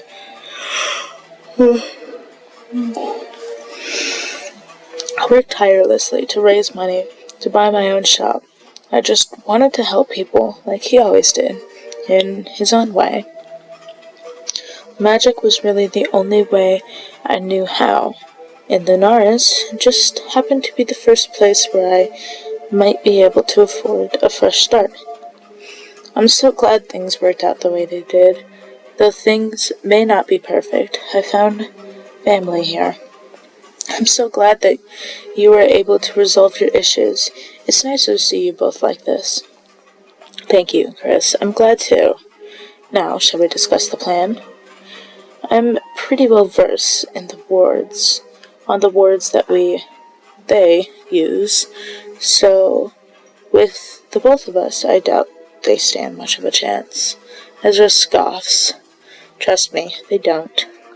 Piper and I will head to the catacombs to meet Finn, and I assume that he'll be able to tell us where the wards are down. Ezra doesn't hesitate to respond, his words confident. I can definitely ensure that he knows.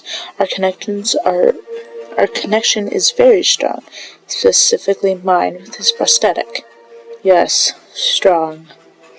Ezra blushes quite imperceptibly? No. I'm so sorry. Imperceptibly. Nope.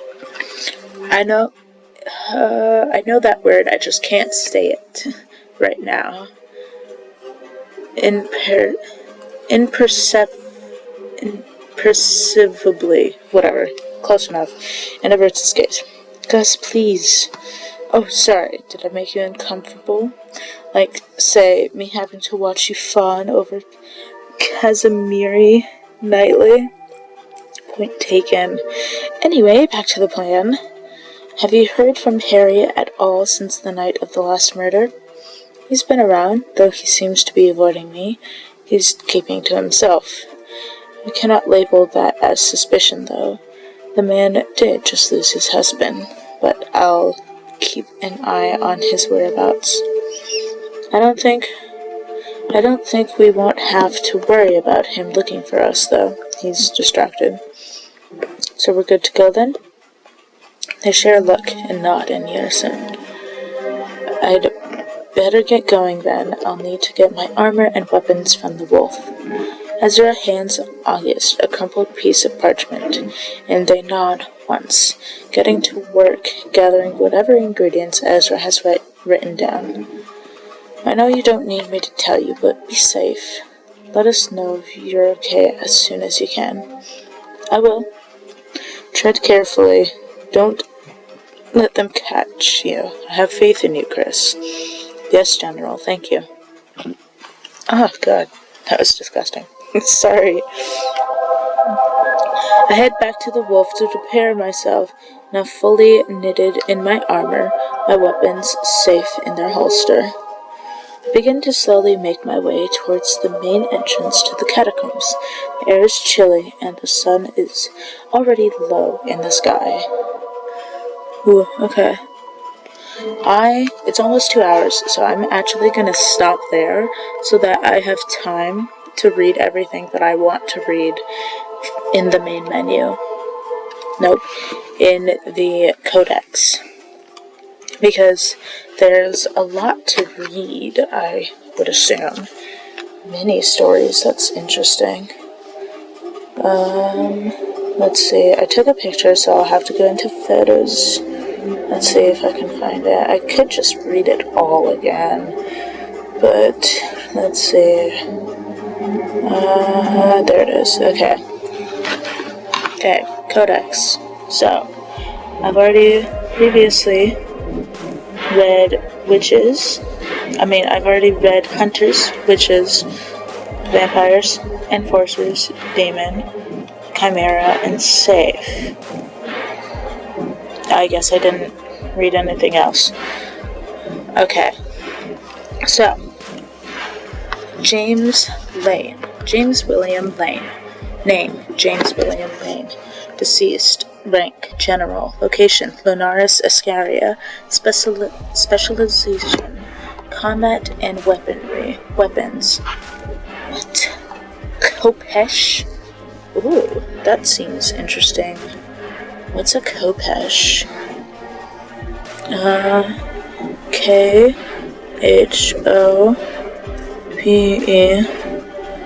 Khopesh. Sword? Oh, it's kind of like a hook. It's not like a really it's not a really divoted hook. It's a sword, first of all. It's kind of mid-length sword. It looks like a skinning knife, or like something that they would use to skin wood, so to speak. So it's kind of angled, but it has like a little hook at the end type of thing. But it's a Khopesh sword. It's an Egyptian sickle-shaped sword, developed from battle axes. Confirmed kills, 5,382. Triple rated kills, 63. Enforcer file notes. Hunter Lane continues to meet any and all of the rather large expectations I had as I learned to work with him. After his transfer to my command, his tenacity and skills are second to none, and I find myself rarely having to give him any orders whatsoever. He is quick and unforgiving in the field and handles any and all missions swiftly and with grace. He is a pleasure to work with and a firm favorite within Lunaris' headquarters. It's almost impossible not to like him, and his guidance, which he gives freely and often, is invaluable to some of our younger recruits. Harold Addington. Destiny. Oh goodness. Okay. Destiny. She's shocked to discover how easily the blade sinks into its flesh, fluid and smooth, almost as if she were slipping into a block of butter. The guttural scream that falls from her mother's lips as the creature rises its hand to strike her almost snaps Piper from her rage, but she focuses, twisting the knife once, twice, and then nothing. There's a gnarled sound of blood flooding its lungs, the noise the blade makes as it clatters to the ground, followed by the heavy thud of its lifeless body. Then blissful silence. Piper is 11 when she kills her first werewolf. There's nothing like the thrill of the hunt, the way her boots pound the uneven forest floor, the way the wind feels as it hits her face, the sight of a creature running for its miserable life before her. It feeds her and quells the itch that builds and burns bright, simmering the embers inside her. She huffs a laugh as it skids to a stop, spinning on agile limbs and greeting her with a toothy grin, eyes wide and crimson in the darkness. Decided to finally face your fate? The vampire growls and lunges. She dodges it with elegant ease, unsheathing her and blocking its advances. It tries again. Its fist catches her in the mouth, but she's not fazed. The handle of her weapon making contact with its arms as it tries to deal another blow. She puts everything she has behind the answering shove. Sending it flying to the trunk of the tree. This is a dance she's done 1,000 times or more. And Piper knows all of the steps better than anyone in this wretched town. You might want to try a little harder than that, she taunts, spitting blood onto the leaves that crunch beneath her feet. Come on, asshole. I don't have all night. She plants her feet, her stance unwavering, and she grins. I don't understand. It's just fucking, it's August's eyebrow. August's eyebrow is quirked in the way that always makes her want to punch them square in their pretty face. Sky blue eyes uttering emotionless as they gaze up at her. Piper, calm down. It's just one rank. It's not the end of the world, for fuck's sake. She slams her fist on their desk, and August remains unfazed. I will not calm down. You're just the same as all of them, August. Just another pencil pusher. I thought you were different. What a fool I am. August clenches their jaw. Knuckles been bleeding white as they grip the edge of their desk. Don't make this harder, Piper. Please, it's just a minor she screams, her voice breaking, treacherous tears hot as they pool in her eyes. She's shaking, her fingers trembling, and skin hot, too hot. She opens her mouth to speak, but August stands quickly, their chair crusting loudly against the tiles, eyes ablaze, magic skittering across their skin in an unbinding display of power that renders her speechless. I told you not to stick your nose where it doesn't belong. God damn it, Piper. Why can't you just listen for once in your life? Piper stands silent, like a scolded child, hands balled into fists at her side, her nails digging hard into the meat of her palm. She's never heard August raise their voice like this before, never seen that look so capable. August, please, she whispers, tears falling freely from her cheeks now, feeling exposed for the first time in as long as she can remember, watching and waiting for August to falter, to help her. I did what I thought was right. August's magic dissipates, the glowing fading from their skin, and they slowly take a seat, leaning their elbows on their desk, their fingers steep red. What? The blood? I don't know what that is. She knows they feel bad, but they're too far gone, too blinded by the agency that has a death grip on every single person that binds to their will. The flesh that had folded their cheeks fades away, and all that's left is their usual perpetually indifferent expression, as they hadn't just almost brought the whole building down with them. I'm so sorry, I'm struggling. Just go, Piper. I've had my orders, and you've had yours. She bites back a remark she knows she'll regret, and forces herself to stand tall, proud, because she doesn't know what weakness is. There's only strength and power. If you decide you want to do the right thing, you know where to find me, she hisses, and she turns, leaves, ensuring the door shakes and cracks in its hinges as she slams it shut. She heads for the forest, looking for a fight, finds one, and wins. She always wins. Hold on, Okay. Raven. Levi holds Finn firmly against the ground, his wrists gathered in one big hand and a knee pressing down on his chest. And there's that fucking laugh again. That laugh that would haunt Finn's dreams if he could sleep. You'll never learn, will you, my child? Levi grabs his chin and snaps his head to one side, making him watch as the life fades from the young girl's eyes. See if you can pinpoint the exact moment when her heart stops beating. No cheating. Finn sees her lips move, and there's an ache deep in his chest that he can't quite place as her hand falls to the side, her fingers twitching, and he swears she's reaching for him.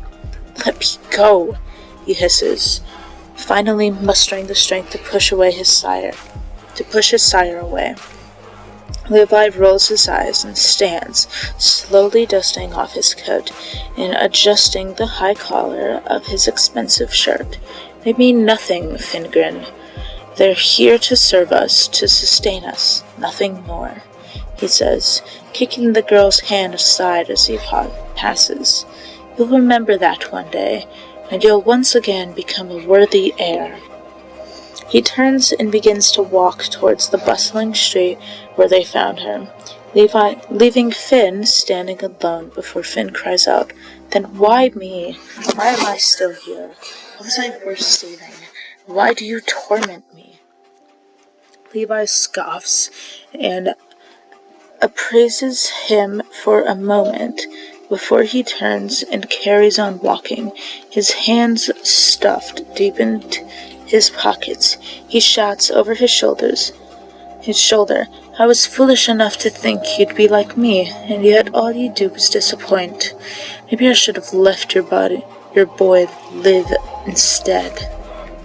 Finn clenches his fist so hard his nails break the skin of his palm, a growl rumbling deep in his chest as he watches Levi disappear into the crowd. He closes his eyes and desperately seeks out the image of pretty silver eyes and a dimpled smile, a face that he almost forgotten no matter how hard he tries. He heads for the dying girl and shuts out the smell of blood that generously coats the cobblestone, pulling into a halo around her. Her heart is weak, but it still beats. She doesn't deserve this. None of them did. None of them will. And he can't let another life fade away. Stay with me, okay? What's your name? She doesn't open her eyes, but her lashes flutter in recognition, her lips moving, and Finn manages to hear her whisper final words. Raven. There was something about the way her eyes sparkled as they stalked her from the shadows. Her her thoughts cheerful and bright, and Finn does something he promised himself he never would. Her lips curl over the cut wrist he offers her, and Raven drinks. Where's my mouse? There it is. Raven, infinite. Oh god. That is so much reading. Okay, hold on. Oh my gosh. It's like 5 pages.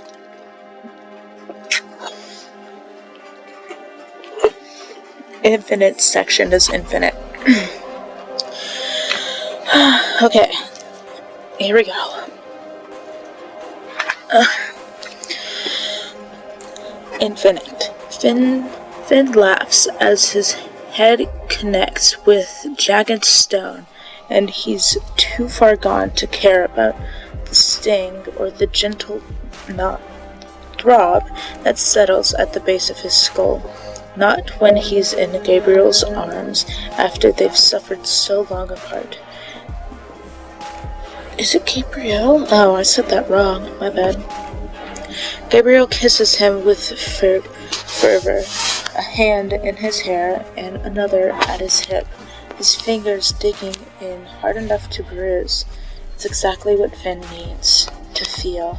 His head spins as Gabriel's kisses taste like whiskey, kisses that burn, kisses that linger. Finn hates whiskey, but tasting it upon Gabriel's tongue is the exception. I almost want to leave the uniform on, Gabriel whispers. His voice is deep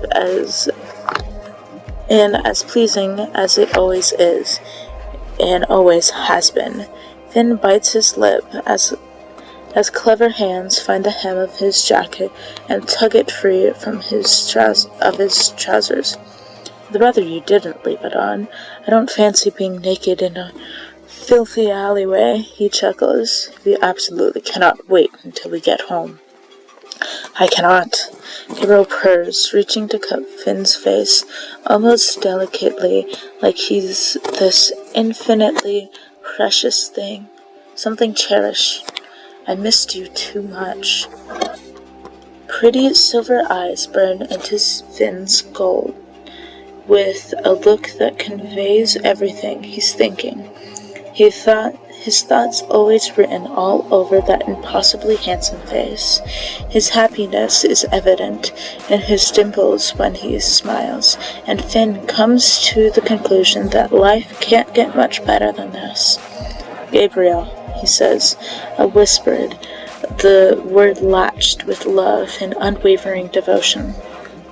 You're so generous, Gabriel says, their hips pressed close and seemed tight, everything about him setting Finn alight. Finn feels his cheeks heat. Oh my gosh! Finn feels his cheeks heat, his skin prickling. He's so alive as their lips meet in another crushing kiss, all tongue and teeth, and unabashed laughter that echoes around them. Gabriel tenses suddenly, pulling away with a sharp, pained inhale.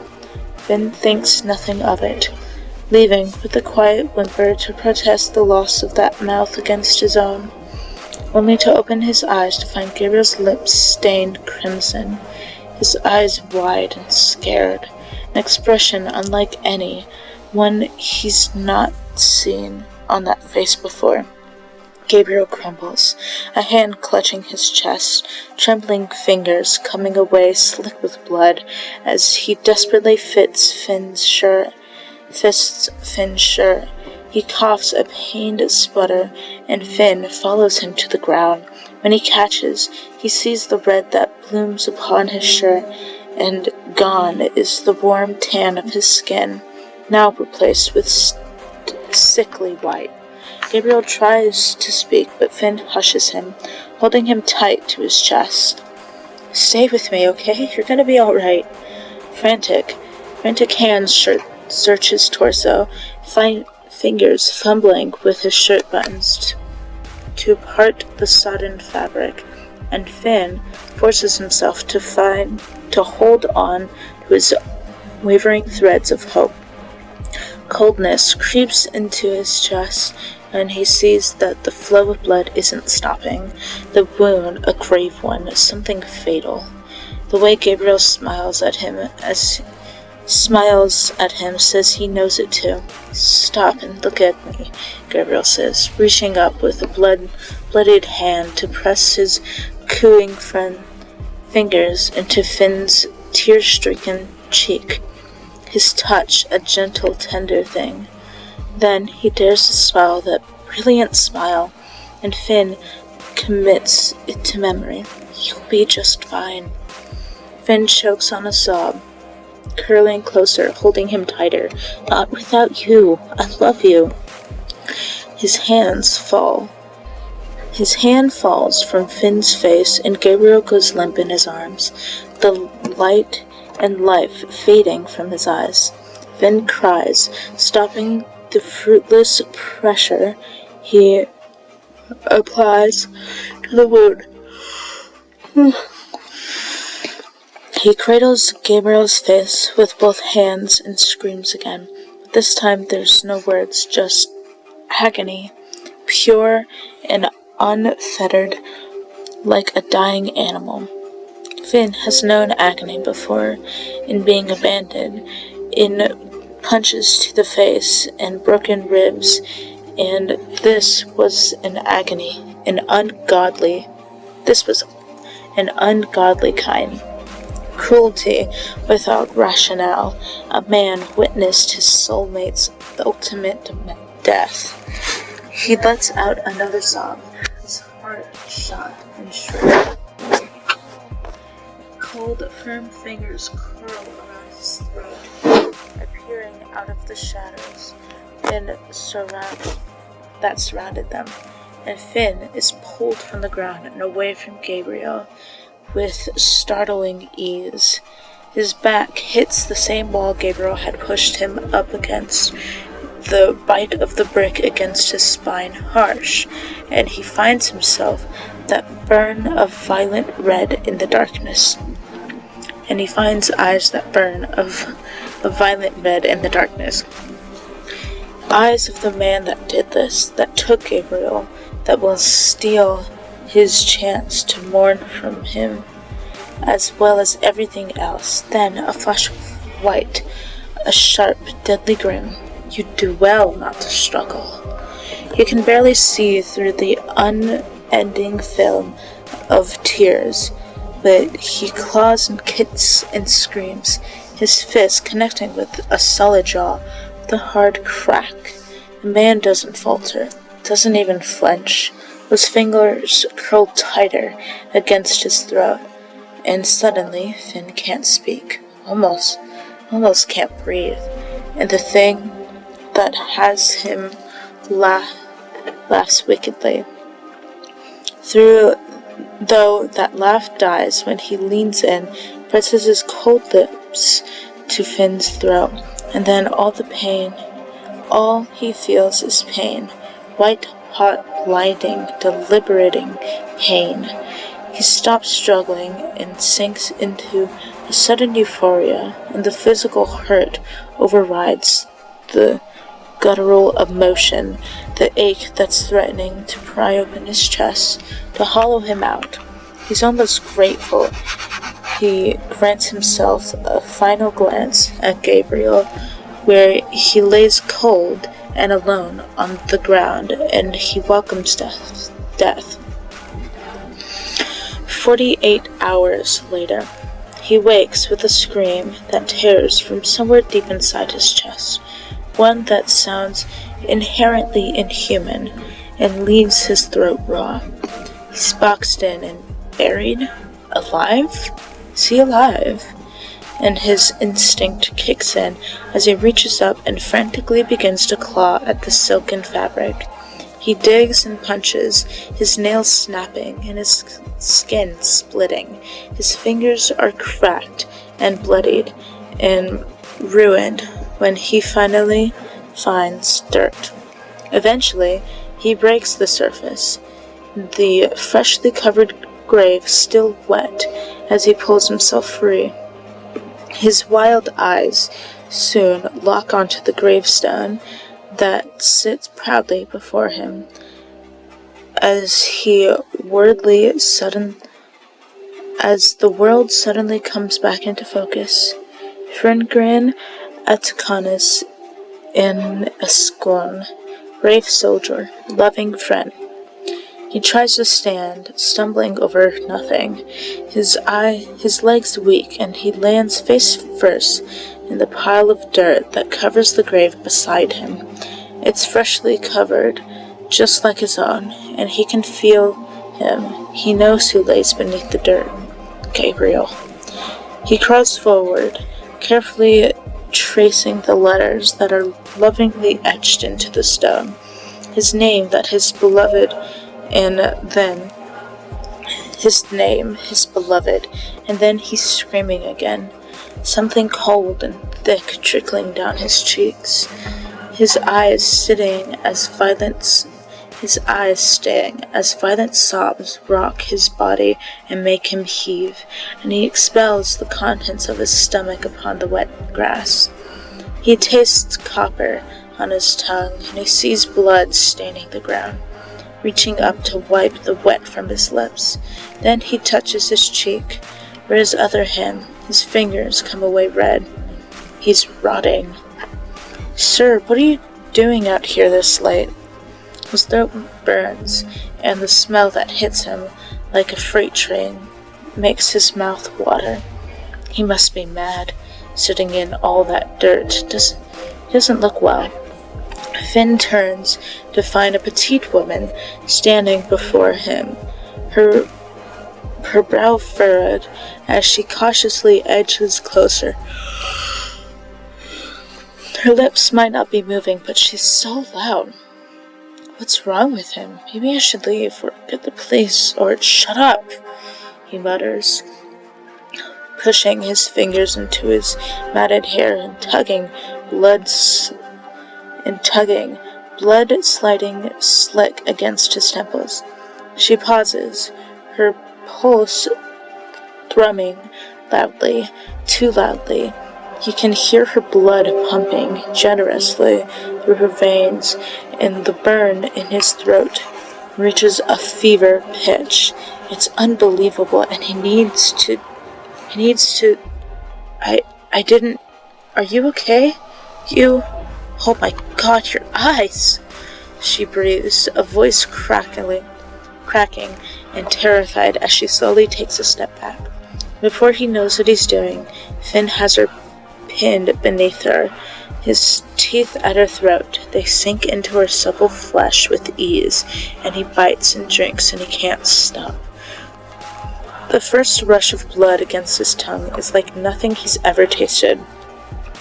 A vibrant, sweet copper ambrosia, and he feels strong. He drinks until her delicate fingers are no longer clawing at his shirt, until her heart no longer flutters in her chest, until she goes limp beneath him, until there's nothing left. He releases his grip on her body, looking down into her vacant eyes, and he wonders if she has a family. He feels a little remorse, strangely, feeling little of anything, and he drops her and crawls away, leaning against the gravestone that holds his name. He sinks his hands into the dirt of Gabriel's grave, letting it fall through his fingers, and he looks up at the stars, and he cries.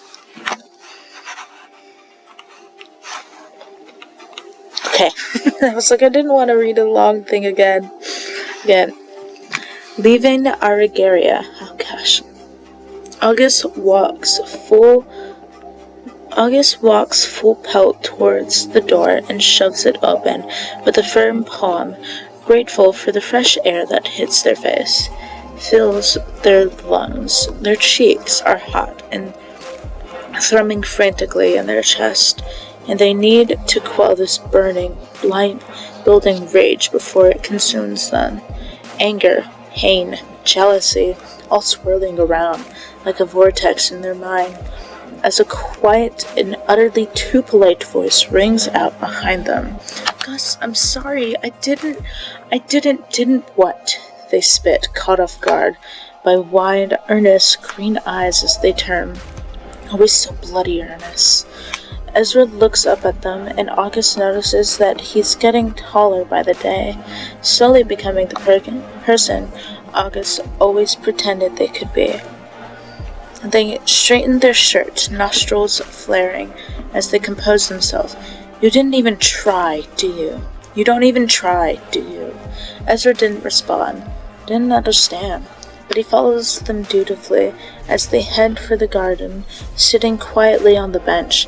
Besides them, that stupid leather-bound notebook that he's never seen without, clutching tightly in his fingers. They sit in silence, and every now and again August will feel those eyes looking up at him, and they wonder what they'll find if they meet his gaze. What the young apprentice feels. Admiration? Awe? It used to be both, but August has made damn sure that he changes his mind. Those feelings faltering, fading, if not completely faded. Now it's probably pity, yes. Pity sounds about right. They think back to the times when they'd walk him to school, always teetering on the edge of annoyance when Ezra wouldn't shut up about the last incantation he'd mastered, or the complicated potion he'd brewed. But the fear of the boy overtaking them was never there. He was just a child, of course, always more than a few safe steps behind August and their talents, so what changed? He's better than you. He's younger, and he doesn't even try. You're brilliant, Ezra, and Ezra rests a warm hand upon August's arm, tries his hardest to catch his gaze, dipping his chin. You are too, Gus. I've always looked up to you, learned from you.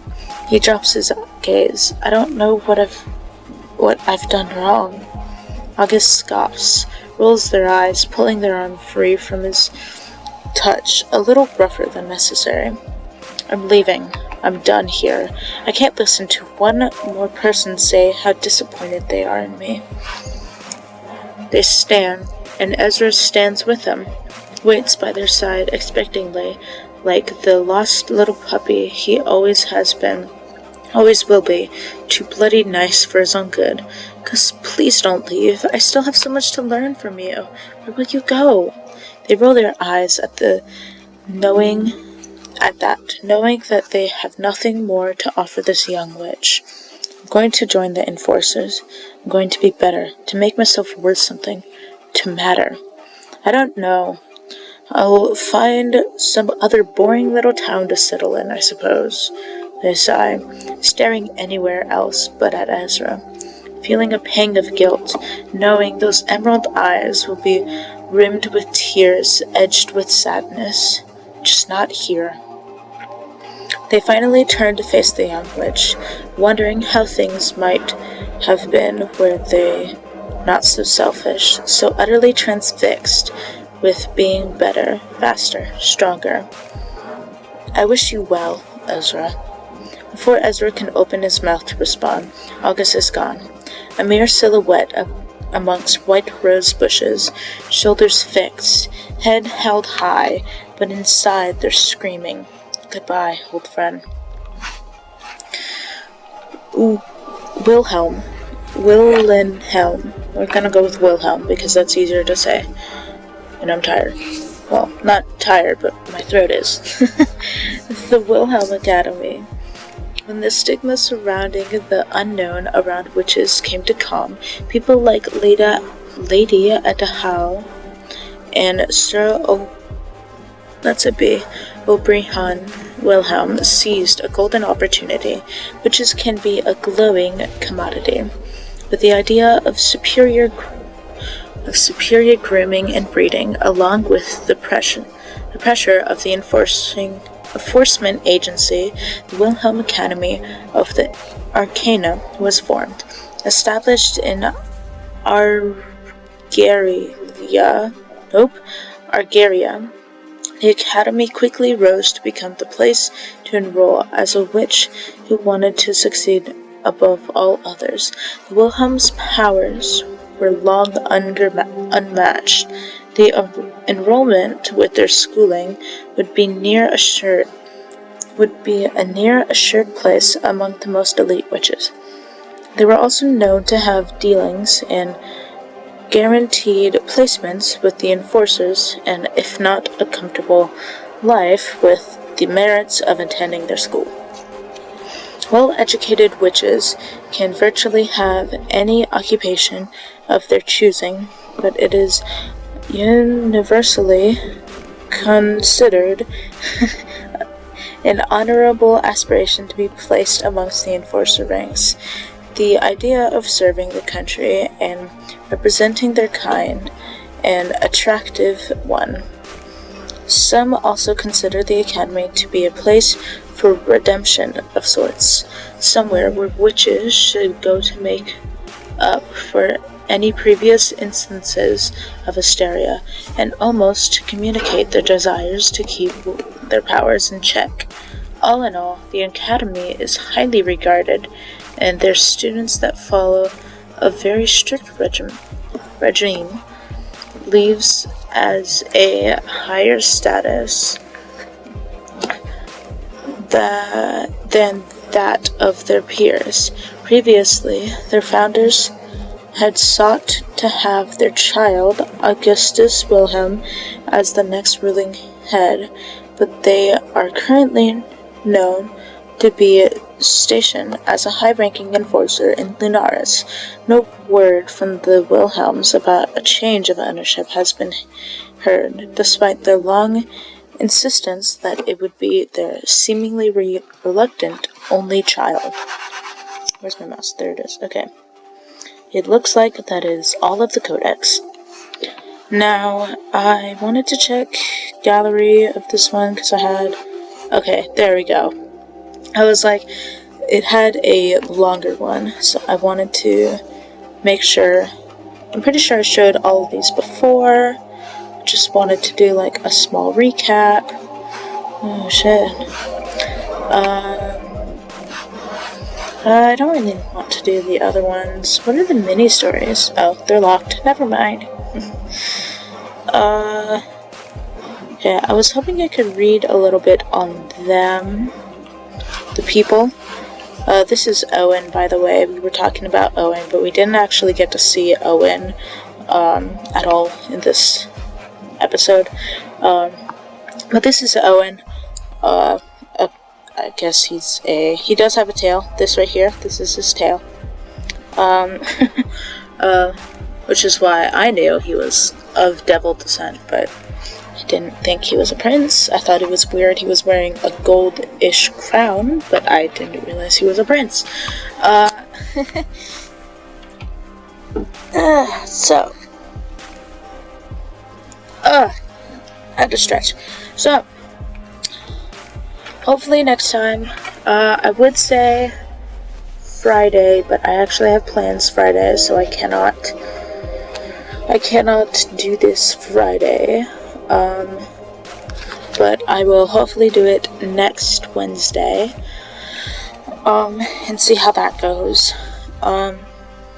Wednesdays and Fridays are my days off, so I'm hoping I can get this done on my days off, and I hope you enjoyed me reading and doing all of this episode. I know it's been a while, so I was trying to do a little bit of a recap, maybe, explaining a bit more than I usually would. Of course, I read the codices at the end of my episodes if we ever get new ones. But I was talking a lot more than I usually do, but hopefully it was still an enjoyable experience, and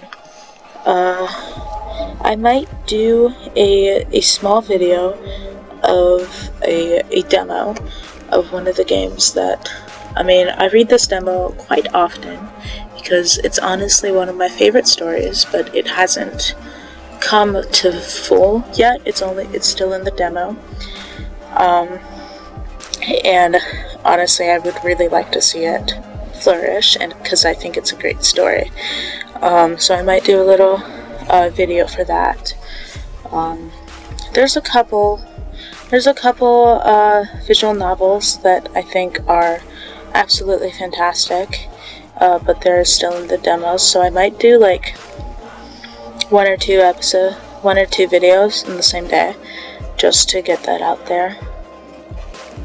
But that's future plans, and I would like to finish this before I start doing that. Anyways, I hope you all enjoyed.